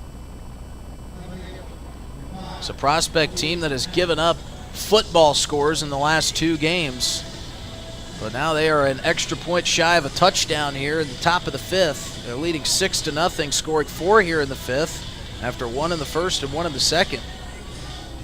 And this is a Zap team that's won their last 5. You're putting up double digits in 4 of those, and you have your ace on the mound. I don't think this is how anyone here thought this was going to turn out. So Easton Pratt will now face Kobe Hatcher. That one off the plate for ball 1. And Pratt is still trying to settle in. It's still trying to stay loose. I mean, it's kind of past settling in time for him, as his day is coming to a close here quickly. Now he's going to throw over to first. Close play. Pratt wanted the call there from Austin Ritchie. Aiden Martin had to dive back. They actually pinch ran for Aiden Martin over there at first. It's actually Mike Valdivia.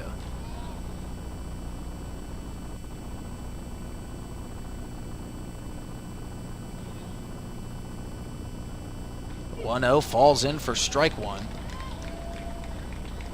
Got all turned around there.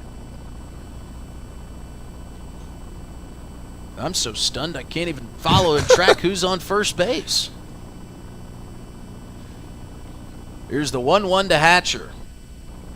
Valdivia shortening his lead over there at first. The pitch is high for ball 2.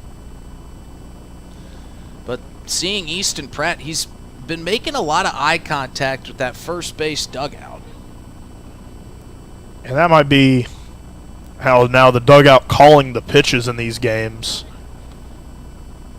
as that was a new change as the runner's back safe in time again. New change in the Zap organization here as of late, and relaying in those pitches from the dugout rather than the catcher, as Pratt fires that one in for strike 2. Pratt's trying to settle in here, get out of this nightmare 5th inning. Zap trailing 6-0. 2-2 here from Pratt. Runner on first, 1 away. Sets, fires. That one grounded sharply through the gap. Gavin Frazier dove for it. The runner heading for third. Curiel, a good throw in.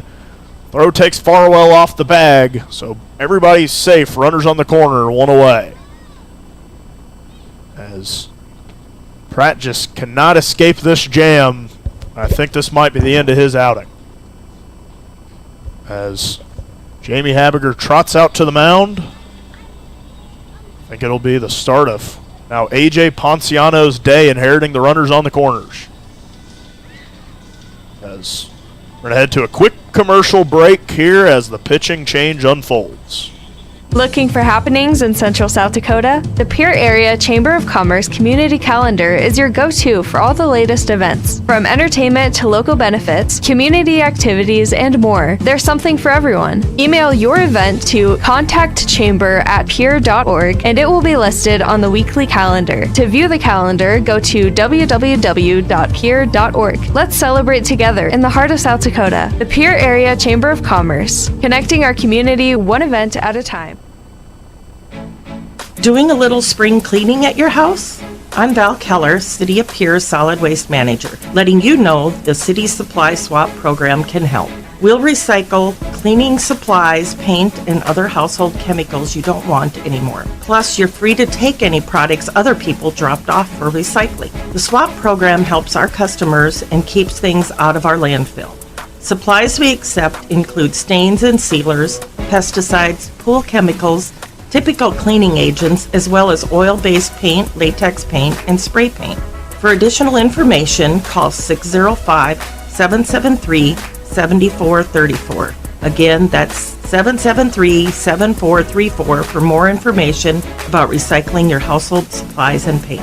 Let the City of Pierre help you get your home and garage cleared out and cleaned up for the summer months. This public service message is brought to you by the radio stations of the DRG Media Group in Pierre.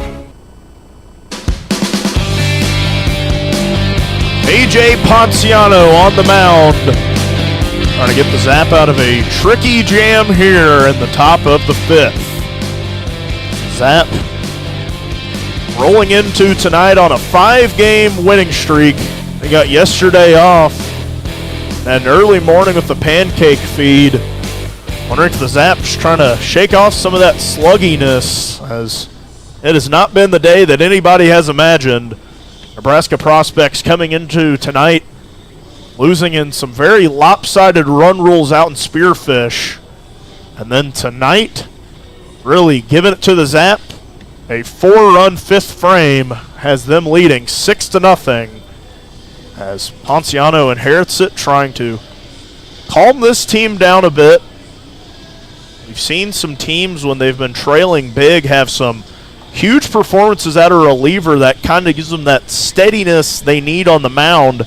Then the bats really wake up, and all of a sudden you're pitching in a 6-run game to a maybe 1 or 2-run game, and that crucial performance becomes even more dire as A.J. Ponciano has concluded his warm-up.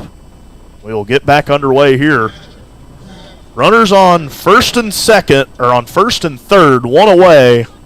Ponciano inheriting Easton Pratt's runners as Nebraska prospects have scored 6 runs on 7 hits, and it has been a quiet day for the Zap offense. Just 2 base hits as Ponciano fires a first pitch strike.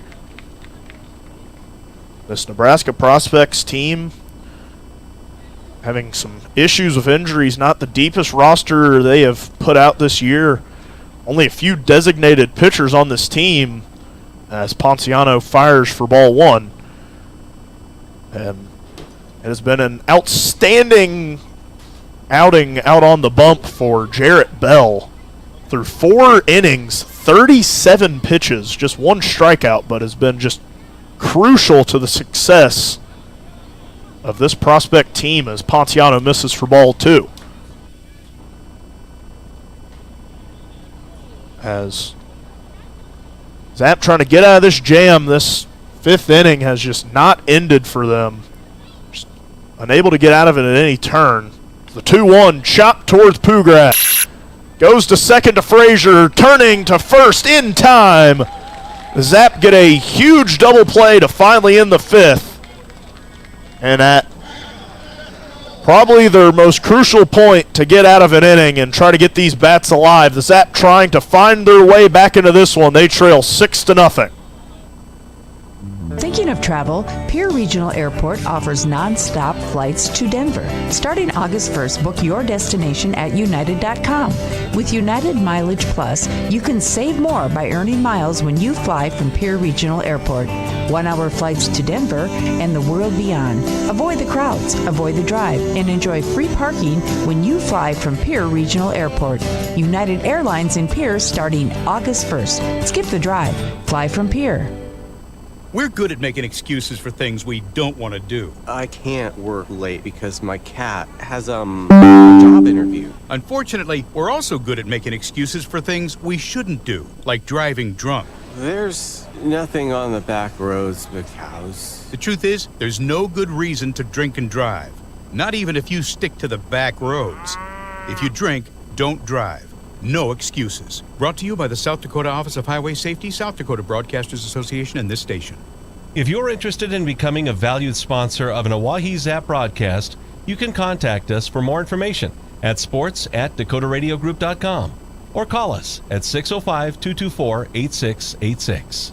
Hey Zap baseball fans, it's Justin Cowart. If you're interested in a podcast that's sports and only sports, you need to check out Players Perspective. I have athletes and coaches from the South Dakota area and across the country, from the high school all the way up to the professional level. Come on and tell stories of their biggest and best moments of their athletic careers. If it's sports, you bet we cover it on Players Perspective Podcast, sponsored by Avera. You can find it wherever you find podcasts by searching DRG Media Group or on drgnews.com. Now, back to myself and Dylan Beach in the broadcast booth for some more Zap baseball.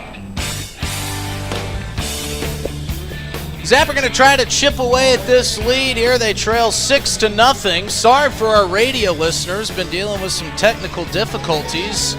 As that's what happens when you use a computer from 1995. So it doesn't always work as good as the new stuff, or even anything from the 2000s, it seems, Dylan. Zap bats can get going quickly. And we'll see if they can get going here as the first pitch is swung on and fouled back by Aiden Johnson.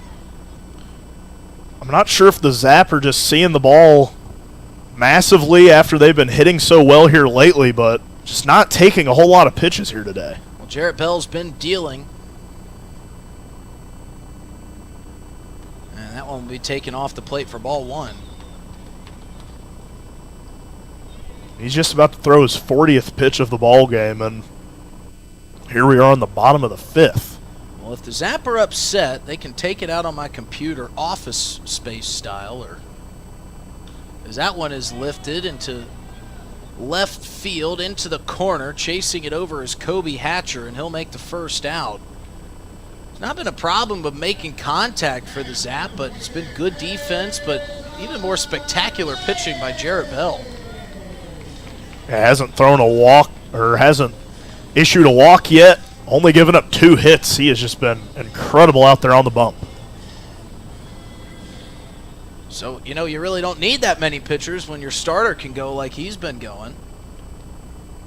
This will bring up Mason Lang. He's trying to get at Jarrett Bell. That one bounces up, a good stop.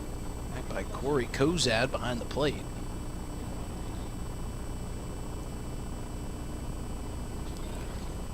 Zap just feels like they haven't had the response to Nebraska so far in this one. Just kind of getting rocked early, and credits to the prospects for keeping this lead with a short roster. Lang watches that one bounce in. That bounces off the face mask of Corey Kozad. Kozad is getting absolutely drilled behind the plate right now. Both of those running in and skipping off his mask. But he's still sporting a smile that we can see as he sheds the mask here to catch a little air. I had to run out and check a couple things to make sure our radio stream was going, and there are some ominous clouds back behind us as that skied up into the clouds, calling off Martinez Smolinski, and he'll make the grab for the second out of the inning. And there's been a lot of pop-ups. Now we'll see if Jared Pugrad can get after Jarrett Bell, the starter here today. We saw Pugrad line out sharply in his first at-bat. He's just kind of like Dylan said, some of our new guys have been getting robbed on some hard-hit balls. First pitch to Pugrad is taken off the plate for ball one. That last bat, kind of just an example of what we're talking about. I mean, Lang ahead in the count 2-0, sees a pitch he can hit and skies it. And when you're ahead in the counts, you got to be able to attack and get on base. So Pugrad will take ball two out off the plate. You're not going to get it back all in one inning. I mean, you could, but that can't be the mindset. You just got to slowly but surely work your way back into the ball game. And that's one hit at a time, one walk at a time. And Pugrad takes ball three up and in, and maybe Pugrad could be the walk to get it started. Alex Jackson on deck, Emiliano Curiel in the hole, and then the top of the lineup coming up after that. You know, the Zap would love to get back to the top of the lineup in this inning. That means you get runners on. The 3-0 in there for strike one. I like that. Pugrad looked down to the third base coach, Jamie Habiger, for a sign. It was just claps. Let's go. Let's just get a hit. Let's get on base. And that's a drill into left field. That one's going to get down for a base hit. So Pugrad takes the 3-1 pitch into left field. Drops it in shallow for a base hit. That's maybe exactly what the Zap need, bringing Alex Jackson up to the plate. And a timely opportunity to get your first hit of your Zap career, and maybe the spark this Zap team needs. So Alex Jackson with his ritual of kicking some dirt. He kind of shuffles towards the front of that batter's box and sweeps the dirt with his right cleat. Trying to get it going here in the bottom of the 5th inning with 2 outs and a runner on first. Pugrad with a short lead, and Alex Jackson fists the first one foul. Sends that one over the home crowd, out into the street.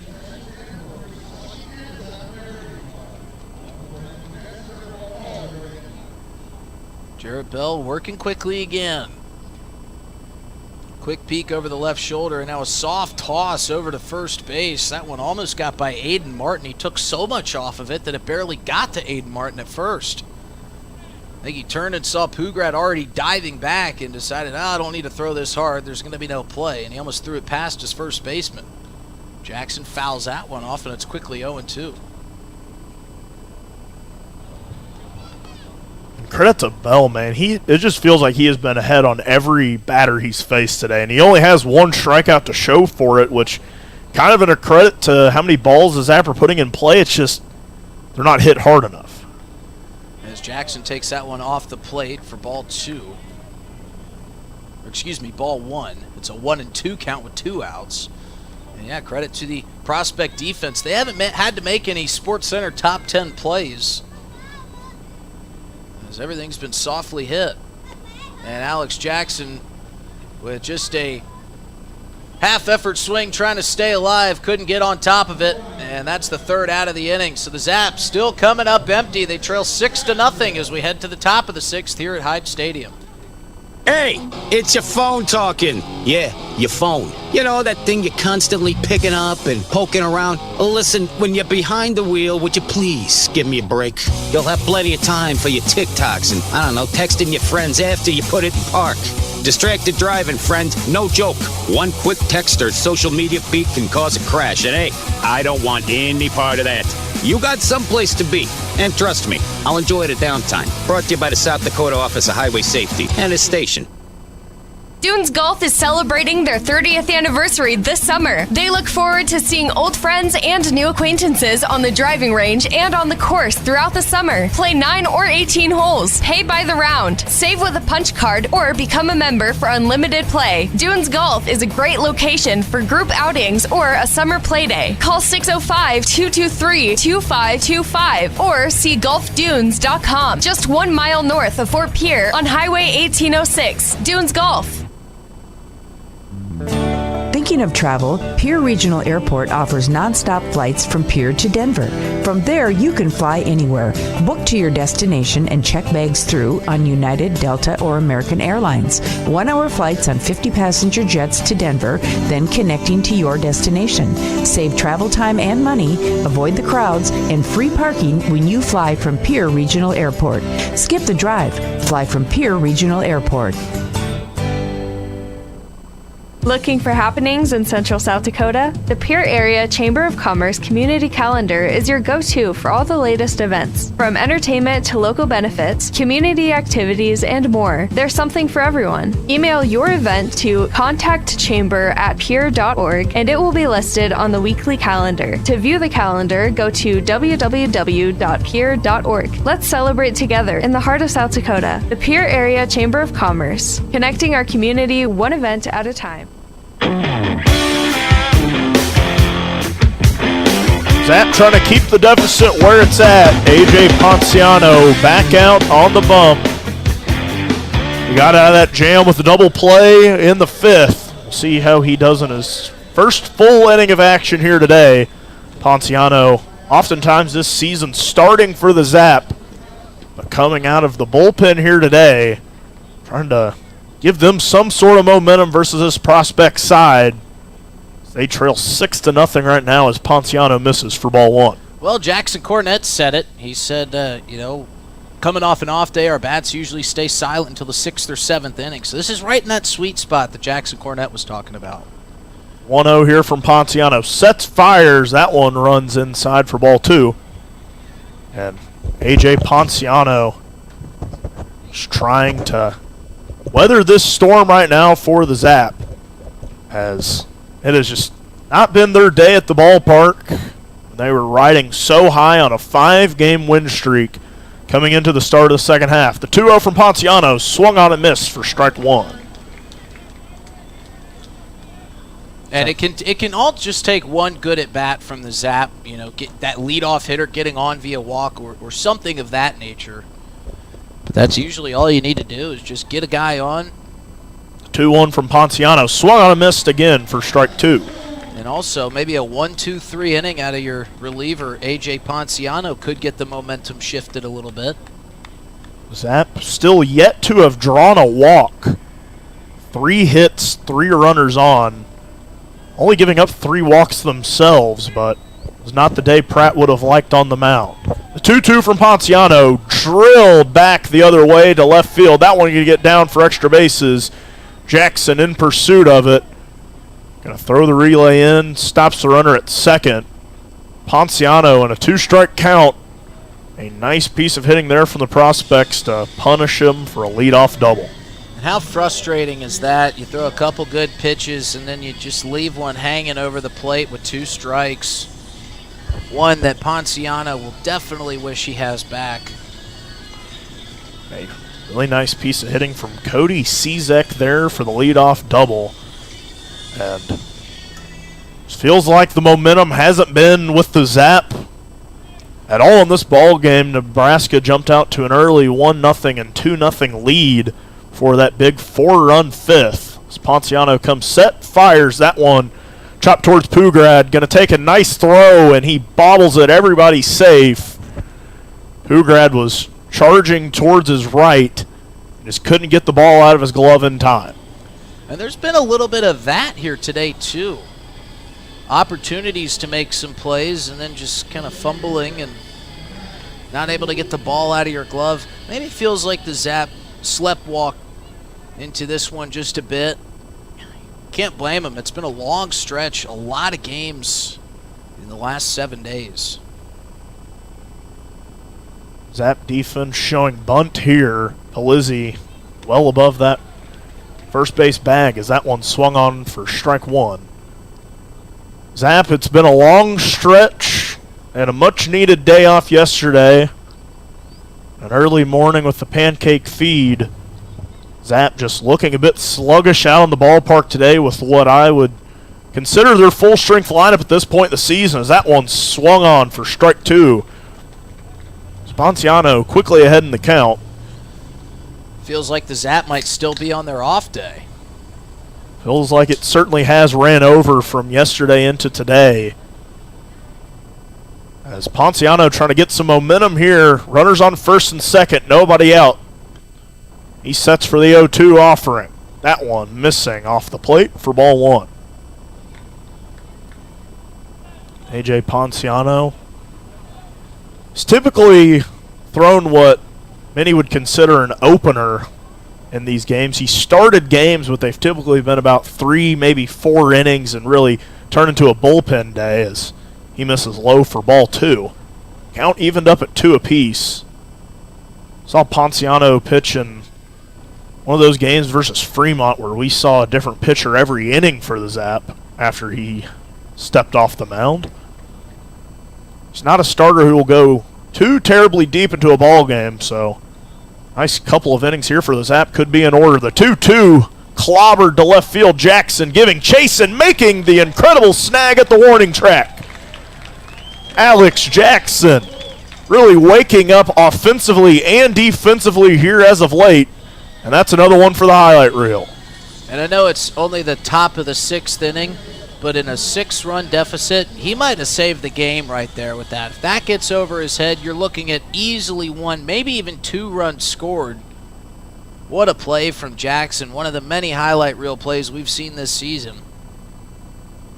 He's been so good in left here these last couple of weeks, making a lot of top 10-esque plays as Ponciano with one away comes set and fires. That one swung foul for strike one. A.J. Ponciano, the newest member of the Loris Dewhawks. If that sounds familiar to you, it's where his first baseman Vince Palizzi plays, and now his center fielder Emiliano Curiel plays. They were kind of in a bit of a race to see who could commit first. I do believe it was A.J. Ponciano who announced it first. So won the race to Loris. As the 0-1 misses for ball one. Maybe the Dewhawks head coach having to give a little credit to Vince Polizzi for doing some recruiting on the road, getting 2 great players to transfer over. I can't remember exactly who committed first, but it was within a day of each other. Emiliano Curiel and A.J. Ponciano becoming Dewhawks as that one swung on for strike 2. So the Oahe Dewhawks, now 3 of them on the field right now, as their team colors couldn't be further from the yellow we're wearing right now. I believe their primary color a nice purple, as might have to be an alternate jersey if we get some more Loris players. As the 1-2 from Ponciano skips in, gets away from Lang. The runners will advance. That is one you would love to have back if you're Lang. Takes away the double play ball. Now Ponciano going to have to settle in here and really attack this batter. Try to eliminate that sac fly off the board. Especially with a 2-strike count. You probably don't want to try to fit one over the plate, but making it tough for Mason Lang to block back there. Ponciano comes set. The 2-2. Lines, fires. That one put into play. Curiel chasing. Gets down in front of him. Throws to third. Takes Farwell off the bag. So the runner will score. Everybody's safe. Runners on the corner with 1 away.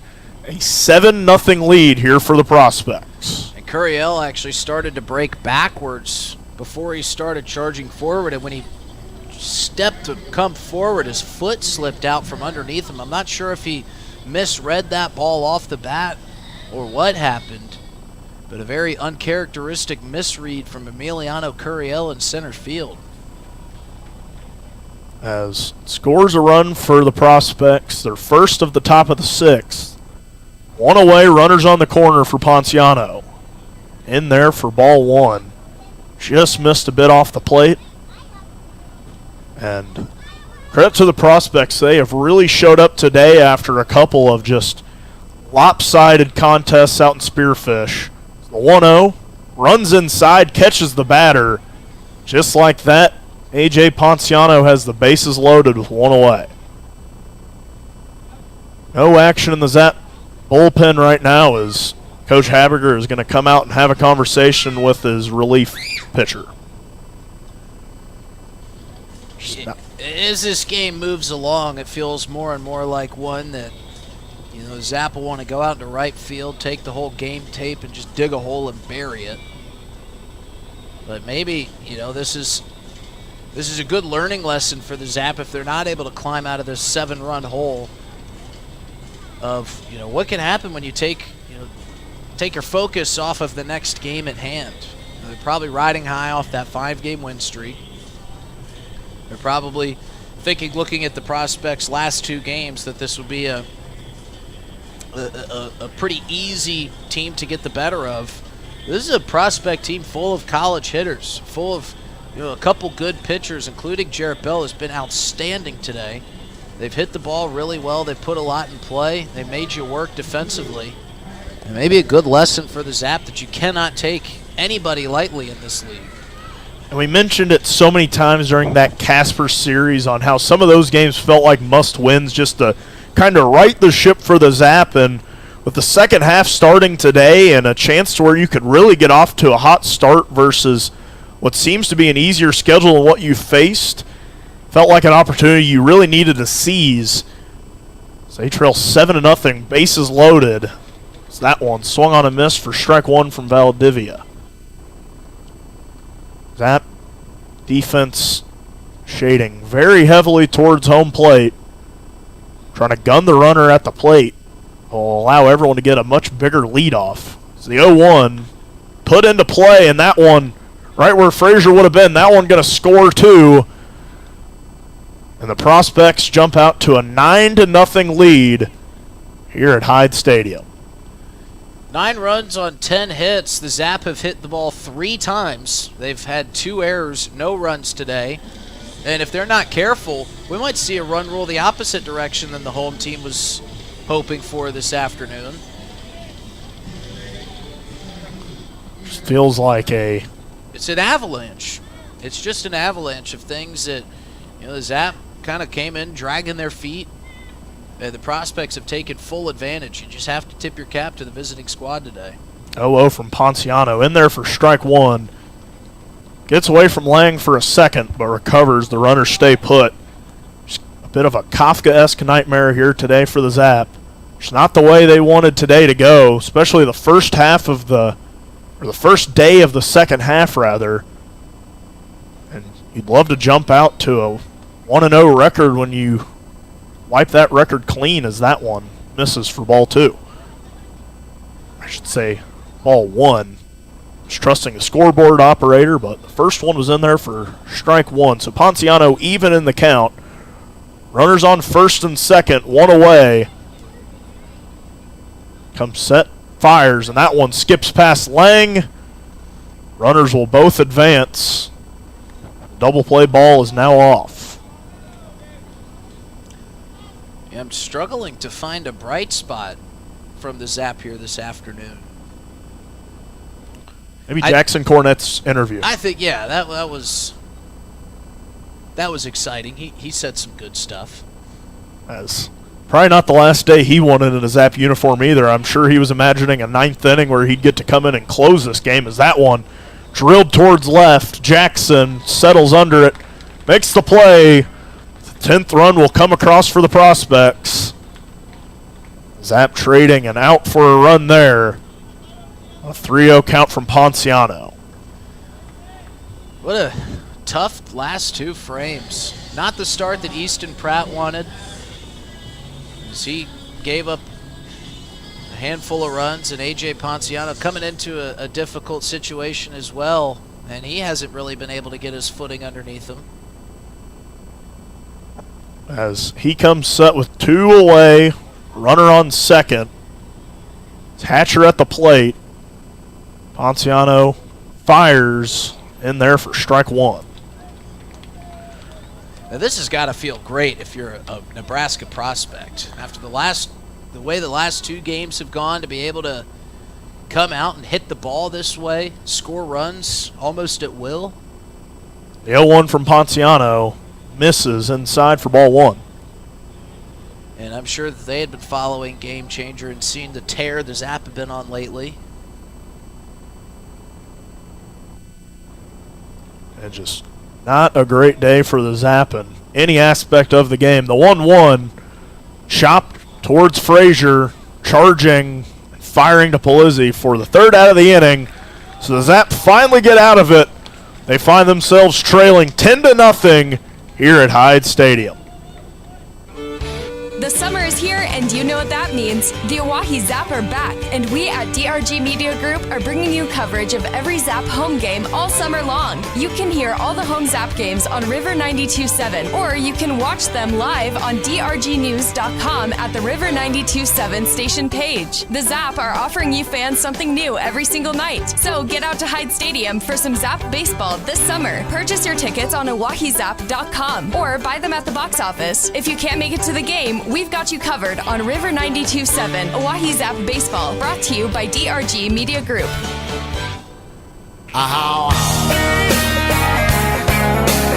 Zap having a bit of a speech outside the dugout right now, as today is just a nightmare they may want to forget about, as it has just not gone their way in any aspect. It's kind of hard when we're asking for the best thing to happen and we're going to a media interview with Jackson Cornett rather than any play we've seen right now. But it was fun having Jackson up in the booth. No, it was great to talk to him, especially, before he hits the road and heads out of town. But also great to hear that he wants to come back next summer and play some more baseball for the Zap. But, in a weird way, we're not fans, we're broadcasters of the team, but putting yourself in the fans' perspective, the only thing you can hope for this team is maybe, if they get run ruled and get run out of here in the 7th inning, that they take this and really hit the reset button and say, okay, we got that one out of our system, we flushed it out. It's really going to be a question of how this team comes back tomorrow. If they're able to come back, bounce back, start swinging the bat the way that they were these past 5 games. And it's so funny, this game of baseball, just how it works. You've got a team in the Zap that have scored 10 or more runs in 4 of their last 5 games. And they come out here, they're only able to scrabble together 3 hits and no runs through 5 innings. And it's in a game where you're losing 10-0 and the pitcher's just mowing you down. 52 pitches thrown from Bell, only 2 strikeouts. And no end in sight for him either. He has been fantastic and efficient at that. As the 0-0 from him swung on the other way, foul from Curiel. And it felt like with as few pitchers as the prospects really have traveling with them right now, really felt like a day where the Zap are going to need to be disciplined at the plate, maybe draw some more walks. That hasn't really been their game plan here lately, as the 0-1 swung foul again from Curiel.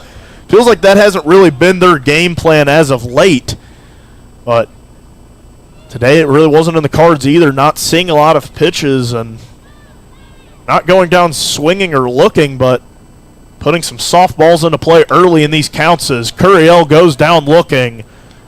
3rd strikeout of the day for Jarrett Bell. And Emiliano threw his head back kind of in disgust at that strike 3 call. I hope that he was throwing his head back in anger at himself, because that one was picture perfect right over the plate. And a great pitch from Bell. Lineup turns over to Gavin Frazier. 1 away here for the Plainsman as he shows bunt, pulls it back for ball 1. Gavin Frazier leading things off today, playing second base. Seen him just about every game in that leadoff spot, but hasn't seen a lot of time at second. But the newcomer Pugrad coming into town, kind of shifting him over. Might be that new middle infield duo for a little bit, as Trey Runge dealing with a bit of an injury right now. Cole Ottersberg, of course, as well, so don't have too many second basemen healthy right now as Frazier puts a charge into that one towards the gap. That one going to get down for extra bases. Frazier chugging along, stops at second. Maybe giving this Zap crowd a little bit of something to cheer for. Yeah, good swing by Gavin Frazier. I didn't know he had that kind of power in him. He really sent that one deep off the bat. Looked like it might be a routine play for Kobe Hatcher out in left field, but that ball just kept traveling. And it got down, and he stands on second. Just absolutely laced that one as new Zap player into the ball game. And right field, it'll be Connor Goldberg entering for Nick Golden. So Golden's day concludes out and right, as it's just the 3rd time this Zap lineup has come through in this ball game. As Frazier maybe trying to spark a little bit of momentum. We've seen the Zap with some big innings, but can't imagine they'd be able to get it all back here in 1. They still find themselves trailing 10-0 here. Runner on second, 1 away. As that one misses for a ball to Goldberg. Zap trying to win their 6th straight ball game. They're going to need to get the rally caps going if they're going to try to chip away at this one, as Goldberg quickly ahead in the count 2-0. And Habiger maybe trying to change things up, throw a different look out there. A guy who hadn't seen Jarrett Bell yet. Fresh set of eyes. Goldberg ahead in the count, the 2-0 offering. Misses for ball 3. Chance for the Zap to maybe pick up their first walk of the ball game. They've only had 4 base runners on those 4 hits. As 3-0 in there for strike 1 to Goldberg. And I wonder, too, in a 3-0 count like that, trailing by 10 runs, do you just give the guy the green light to say, look, nothing else has been working today. Let's see if you can rip one on this 3-0 count. Not the case there for Goldberg, but he's got a favorable count here. Hitters count for Goldberg. The 3-1 offering driven towards right. That one going to get over his head and bounce at the track. Gavin Frazier coming around to score. Goldberg in standing at second. The Zapper finally on the board. Great piece of hitting by Goldberg. Waited on his pitch. Very patient at bat. Got it to 3-1. And he really smoked that one over the right fielder's head.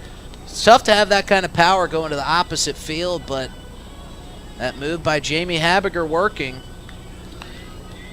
And even if in this ball game the Zap can't get back in it, could be big to get some pitches seen here on Bell, maybe make them go to a reliever, as we're finally going to see a bit of motion towards that bullpen, maybe getting a guy stretching now. As the prospects trying to hold on to this one. They've got a big cushion to work with.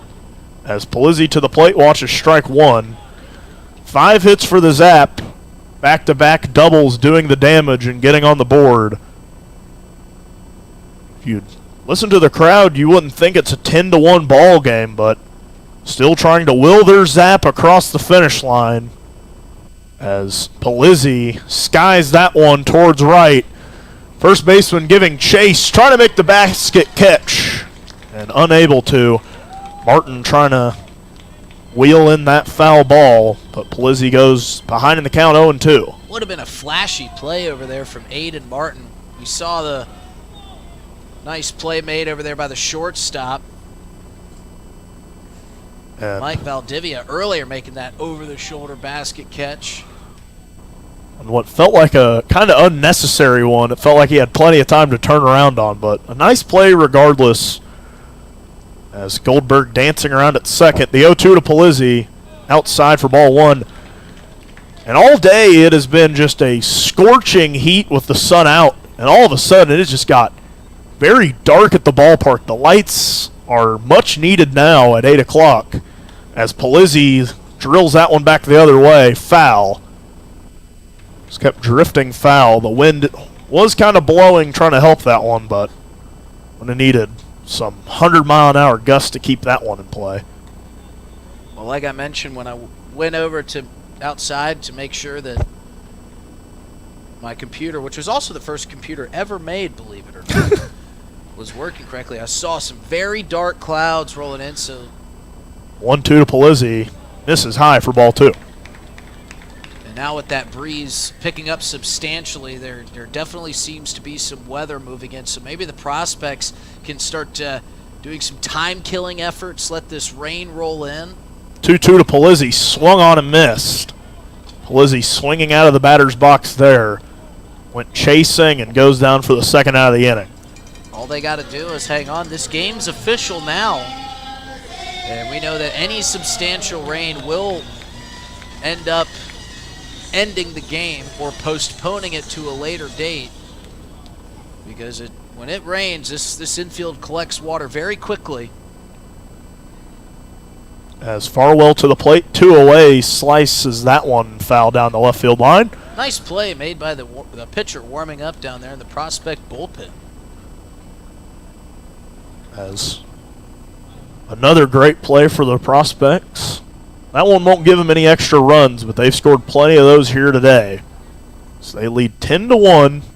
Farwell at the plate, Goldberg on second. That one sliced back foul again. Farwell talks about how he likes hitting opposite. He's certainly sticking true to that with those first 2 foul balls.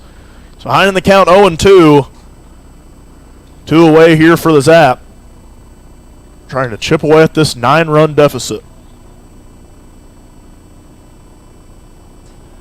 Farwell awaiting the 0-2 from Bell. Goldberg dancing around a little bit at second. That one sliced back the other way for the 3rd straight time. Yeah, he's wearing out that left foul territory over there. As that was just Bell's 61st pitch of the ball game through 5 2/3. He has just been mowing down this Zap lineup that has been oh so hot as of late. As the 0-2 offering from him swung on in the dirt from Farwell. And the Zap get one back, but it feels more like a consolation at this point. They trail 10-1 heading to the 7th inning. Hey, it's your phone talking. Yeah, your phone. You know, that thing you're constantly picking up and poking around. Listen, when you're behind the wheel, would you please give me a break? You'll have plenty of time for your TikToks and, I don't know, texting your friends after you put it in park. Distracted driving, friend. No joke. One quick text or social media feed can cause a crash. And hey, I don't want any part of that. You got someplace to be. And trust me, I'll enjoy it at downtime. Brought to you by the South Dakota Office of Highway Safety and its station. Dunes Golf is celebrating their 30th anniversary this summer. They look forward to seeing old friends and new acquaintances on the driving range and on the course throughout the summer. Play 9 or 18 holes, pay by the round, save with a punch card, or become a member for unlimited play. Dunes Golf is a great location for group outings or a summer play day. Call 605-223-2525 or see golfdunes.com. Just 1 mile north of Fort Pierre on Highway 1806. Dunes Golf. Thinking of travel, Pierre Regional Airport offers nonstop flights from Pierre to Denver. From there, you can fly anywhere. Book to your destination and check bags through on United, Delta, or American Airlines. 1-hour flights on 50-passenger jets to Denver, then connecting to your destination. Save travel time and money, avoid the crowds, and free parking when you fly from Pierre Regional Airport. Skip the drive. Fly from Pierre Regional Airport. Looking for happenings in Central South Dakota? The Pierre Area Chamber of Commerce Community Calendar is your go-to for all the latest events. From entertainment to local benefits, community activities, and more, there's something for everyone. Email your event to contactchamber@pierre.org and it will be listed on the weekly calendar. To view the calendar, go to www.pierre.org. Let's celebrate together in the heart of South Dakota. The Pierre Area Chamber of Commerce, connecting our community one event at a time. Top of the 7th inning here at Hyde Stadium. It has been all prospects this afternoon. They lead 10-1 as Jackson Cornett went from the booth down to the mound. And he'll come in relief. And his first pitch is in the dirt for ball 1. Not sure how much longer this game is going to be able to go on. Of course, if the prospects score a run here in the top of the 7th and shut down the Zap in the bottom half, that'd be a run rule, and this game would be over. So this one's fouled back our direction by Corey Kozad. 7-8-9 due up here in the top of the 7th inning. Got some rain moving our direction, and it is picking up steam. It originally said wasn't going to be here till 9:30. As Kozad lifts this one into right field. Oncoming is Nick Golden. He'll make the catch. Actually, we've got a substitution. Connor Goldberg. Out in right field. Connor Goldberg is checked in. I don't know what I'd do without you up here, Dylan Beach. Wouldn't have any audio going out. Wouldn't be naming the right players out there in the field. It's been a mess in multiple different aspects for the Zap here today, as they are just trying to piece it back together. But a quick first out for Jackson Cornett, and that'll give way to Cody Cishek. Cishek takes strike 1 in the bottom half of the zone for the start of this at-bat. 0-1 quickly. That breeze is blowing from the right field line over towards the left and out towards center, as Cornett pumps in a fastball for strike 2. And as Jackson Cornett mentioned, this is his last game in a Zap uniform. And Dylan Beach having a hard time keeping the tears back. We love Jackson Cornett, but it's the 0-2 misses high. He'll be back next year, and I'm sure you'll be back next summer, right, Dylan? Coming back up into the broadcast booth. See if I have landed a full-time job by this time next summer. Do graduate next summer, so. The 1-2 fisted into right center. That's going to get down for another prospect base hit. Cishek rounds first and loosens up the batting gloves. He'll take first base. And that'll bring up the 9-hole hitter, Jake Smolinski.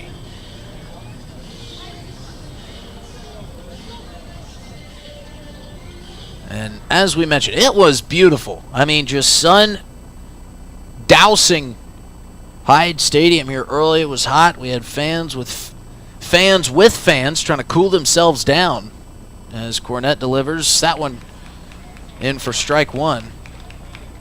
But now some heavy cloud cover making its way back from behind us. And it was just a short line of clouds that kind of creeped over the broadcast booth and kept making their way out over left field. Here's the 0-1. That one in there for strike two. And even the Boys and Girls Club helping off the lighting efforts now. Their outside lights just got turned on. Yeah, and as these clouds continued to roll over, they got darker and darker.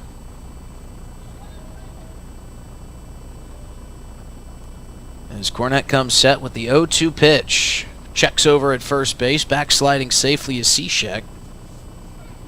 We saw that game on Thursday night end before the sun even started setting, and it feels like the sun is already set here tonight with just this cloud coverage. Yeah, it really has. It doesn't truly get dark until about 10 o'clock here. As Cornette fires, that one will miss low. Couple of arms down warming up in the bullpen for the Zap. I don't see any pseudo hitters down there. We've seen a couple guys throw on a helmet, grab a bat, and go stand in as the faux hitter to give the pitchers an idea of kind of the strike zone. And normally with weather, as it makes its way into Pier, as the 1-2 is grounded down the third base line, that's going to turn foul. Oh, they're going to say fair. It was really interesting. Dustin Calhoun threw his hands up to signal foul, and then, as Ty Farwell made the play, he signaled fair. I have never seen that before. Jamie Habiger wants to go out and have a word because Calhoun gave the signal foul with both hands, and now Jamie Habiger finally slowly making his way. And even Farwell saw the signal foul. He kind of stopped until Calhoun said fair. I've never seen that before. I don't think and by the look on Dylan Beach's face, I don't think he's ever seen that before. I don't think there was a world where that was going to be a fair ball. And that one was drifting foul, and even when it got into the glove of Farwell, it was foul. But Calhoun signaled foul, then said fair, and we play on. Runners at first and second, and now this one lined down the first base line. I think that one is foul. Finally get the signal. But again, can't be too sure with the signal. I mean, it was a close play. Give Dustin Calhoun credit. But after signaling foul and then changing it to fair, not really sure what's next. Here's the 0-1 pitch from Cornette. That catches the zone for strike two. And the only way I could see him calling that one fair is if Farwell fielded it while it was still fair, but it even looked when Farwell fielded that one, his glove was outside the foul line. The first bounce, it took two bounces. The first bounce was fair, but with a right-handed hitter, kind of the physics of it, we're pushing it foul. As this one's drilled back towards the second baseman, Frazier. That's going to get down for a base hit. So now the bases are loaded. Everybody will be held up. The throw will come in through the glove of Palizzi, get its way to Mason Lang. And the prospects in business yet again. So that'll bring up Jackson Schumacher. Drew Borner's got another prospect hit. Cishek at third. Jake Smolinski at second. Borner at first. And Jackson Schumacher in the right-handed batter's box with a chance to do more prospect damage. The first pitch from Cornette is in there for strike one.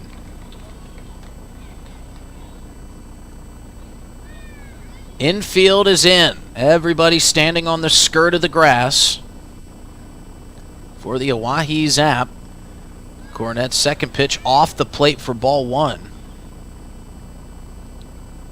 It feels like he's been ahead of every batter he's faced. It's just been some really timely hitting from the prospects. Sure has.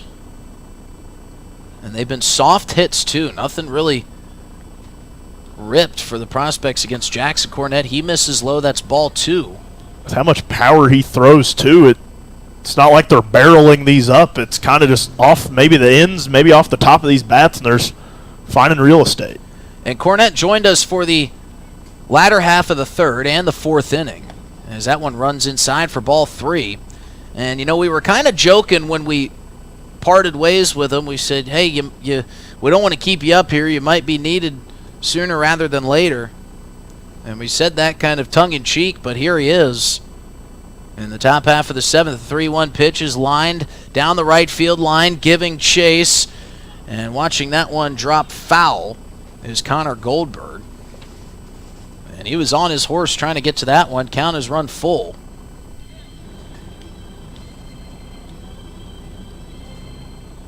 So Schumacher slowly making his way back down the first base line, picking up his bat. He's got a 3-2 count with 1 out. Double play seems off here unless they make the first out at home with the infield in. Man, it has gotten dark here at Hyde Stadium. This one lifted foul back our way over the broadcast booth, careening off the roof. We can hear it rattling around. Not sure where that one's going to scurry off to. Hope that one didn't hit my car back there. Did you take the prized spot here this afternoon? No, I was across the street from it. Here's the payoff pitch. This one again lifted foul. Schumacher doing a nice job just staying alive. Yeah, I saw somebody parked in my spot here this afternoon. It wasn't the Indiana plated Impala. Belonged to our producer and director, Eli Lewis. Thought he knew better at this point in the season.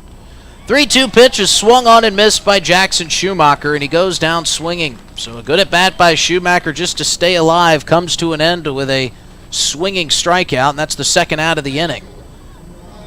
And that'll bring up Jacob Perrin. And Cornette trying to go out on a high note in a ball game that's felt over for a while. Trying to give these Zap fans something to look forward to next season when he comes back. Perrin will take a speedy fastball up and in for ball 1. Cornette just about hit his first batter of the season. 1-0 pitch is belted. That is ripped to center, and that is a grand slam for Jacob Perrin, excuse me. My goodness, he got a hold of that one. Emiliano Curiel gave chase, but to no avail. Jacob Perrin goes to the deepest part of the ballpark, and when it rains, it pours. It is 14-1. The Prospects are sending some Zap fans to their cars, and we just saw a bolt of lightning after that bolt of charge was put into the ball by Jacob Perrin.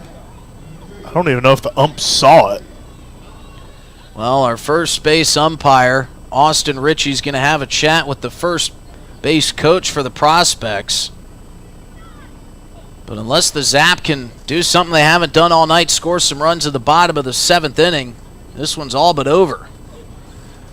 First pitch to Mike Valdivia, who's in there for a strike, and you got to feel for Jackson Cornette as the fans starting to make their way towards the exits with the incoming storm. This one off the end of the bat, and that was close. It was called foul, but very similar play to what we saw earlier in this inning. Oh, man. And that's you feel for Jackson Cornette because, I mean, if that's an extra out when you have 2 on the board right now that also could have been a double play ball if Farwell was told fair. Here's the 0-2 up high for ball 1. Given Jackson Cornette some honorary saves, I don't know if I can honorarily knock these off his ERA or not, but felt like an inning that could have been over a few outs ago. This one's fouled, and Ty Farwell, with a sliding attempt, almost made an incredible play. That one didn't have much air under it. Ty Farwell had to be on his horse to get to that one. He almost slid and made the backhanded basket catch.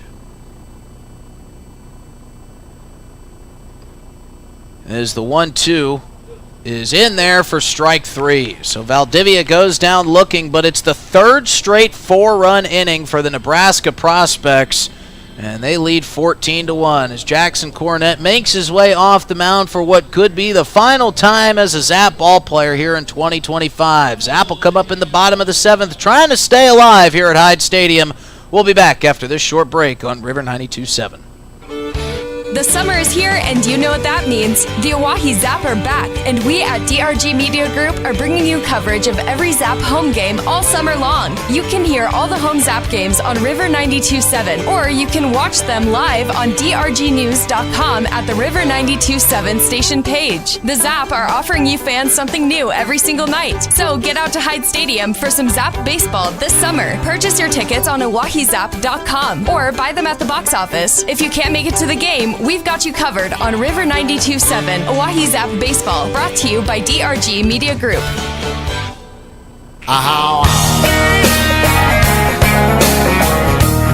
A game I think the Zap are going to want to forget could be coming to an end here shortly. Whether it be by run rule, the Prospects lead 14-1 in the top of this as we head to the bottom of the 7th, but they got their 14th runs in the top of the 7th. Most of them, all of them coming from a Jacob Perrin grand slam. Seen a couple grand slams here at Hyde Stadium, mostly for the good guys. So one against the Spearfish Sasquatch. The Sasquatch, I think that was Sam Kwapnoski that hit that one. And then Vince Palizzi hitting 2, and then Jacob Perrin adding to the total. But we're also seeing some lightning off in the distance. I don't know how the umpires aren't seeing these. It feels like we've had a lot of them around the area, and it feels kind of unsafe to continue.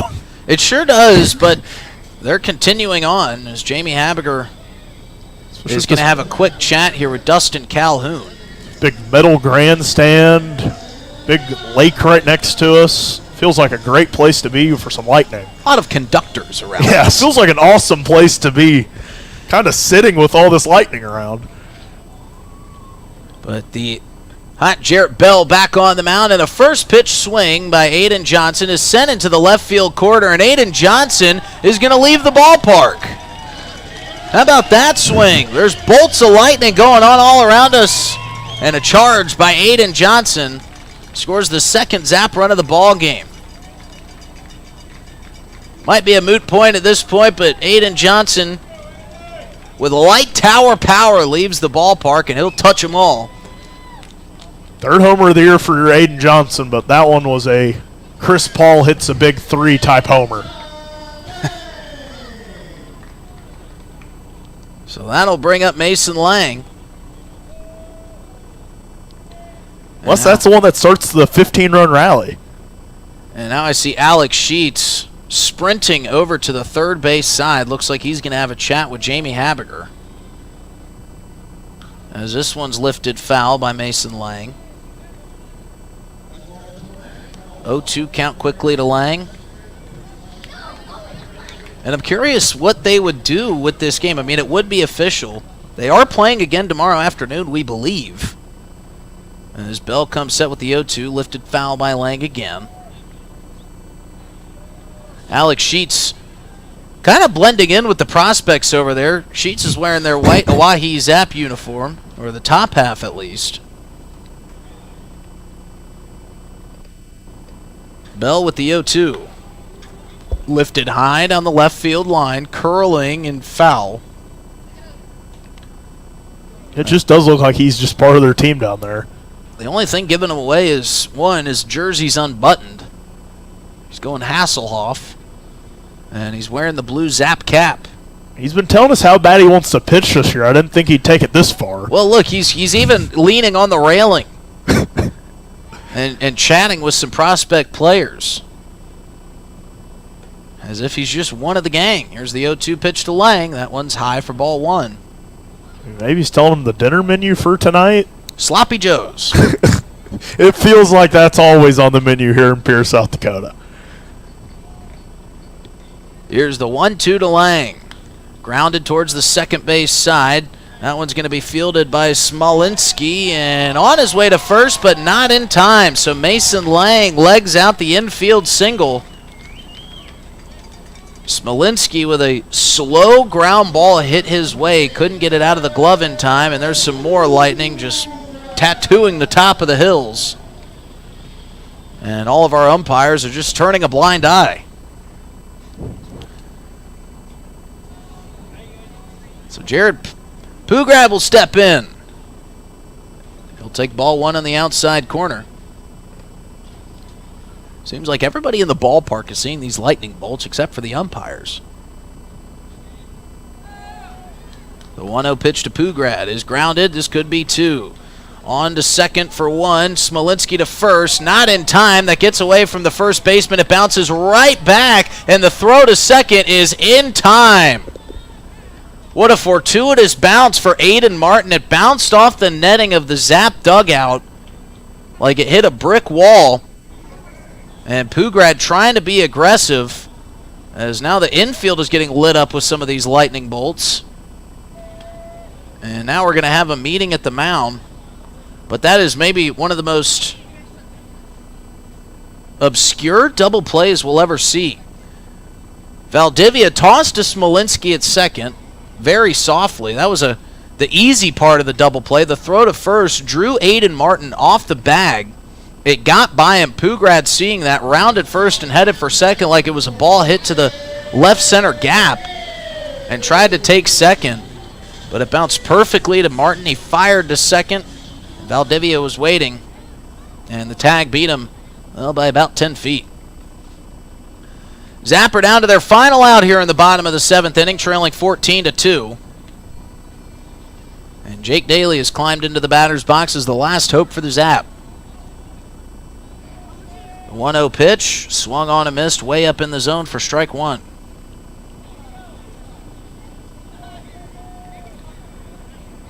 We've hit the 8:30 hour here at Heinz Stadium. Prospects trying to get out of here with the win. This one lifted high. Backpedaling is Smolinski. He is under it, and that is the ball game. The Zap go down 14-2, and maybe what I think to a lot would be one of the more forgettable games of this season. But they'll try to regroup and get back after it tomorrow. We'll step away and recap it for you when we come back here on River 92.7. Looking for happenings in Central South Dakota? The Pierre Area Chamber of Commerce Community Calendar is your go-to for all the latest events. From entertainment to local benefits, community activities, and more, there's something for everyone. Email your event to contactchamber@pierre.org and it will be listed on the weekly calendar. To view the calendar, go to www.pierre.org. Let's celebrate together in the heart of South Dakota. The Pierre Area Chamber of Commerce, connecting our community one event at a time. Doing a little spring cleaning at your house? I'm Val Keller, City of Pierre Solid Waste Manager, letting you know the City Supply Swap program can help. We'll recycle cleaning supplies, paint, and other household chemicals you don't want anymore. Plus, you're free to take any products other people dropped off for recycling. The swap program helps our customers and keeps things out of our landfill.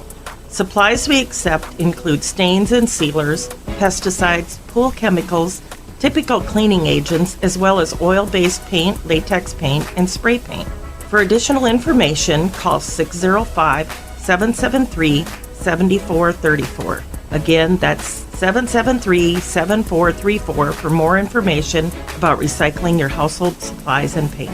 Let the City of Pierre help you get your home and garage cleared out and cleaned up for the summer months. This public service message is brought to you by the radio stations of the DRG Media Group in Pierre.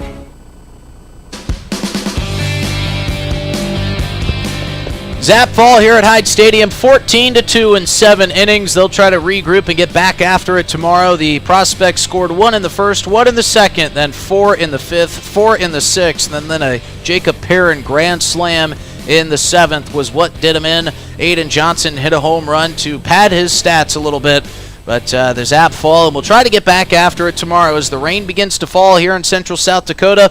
We'll sign off for you as we'll be back in action tomorrow. First pitch set for 2:30. Coverage will begin at 2:20 here on River 92.7. We'll have the broadcast for you on that station and online at drgnews.com via the Oahe Zap YouTube. Big thanks to our sponsors at the Pierre Area Chamber of Commerce, the Pierre Regional Airport, and for Venture Communications for delivering our first inning fiber facts. For Eli Lewis, Dylan Beach, I'm Justin Cowart. One final time here from Hyde Stadium. The Zap fall to the Prospects 14-2. We'll see you tomorrow afternoon at 2:20 right here on River 92.7. Have a great Saturday night, everybody. This broadcast of Oahe Zap Baseball was brought to you by DRG Media Group and its sponsors. The next home Zap game will be broadcast right here on River 92.7 and DRGnews.com. Thanks for tuning in.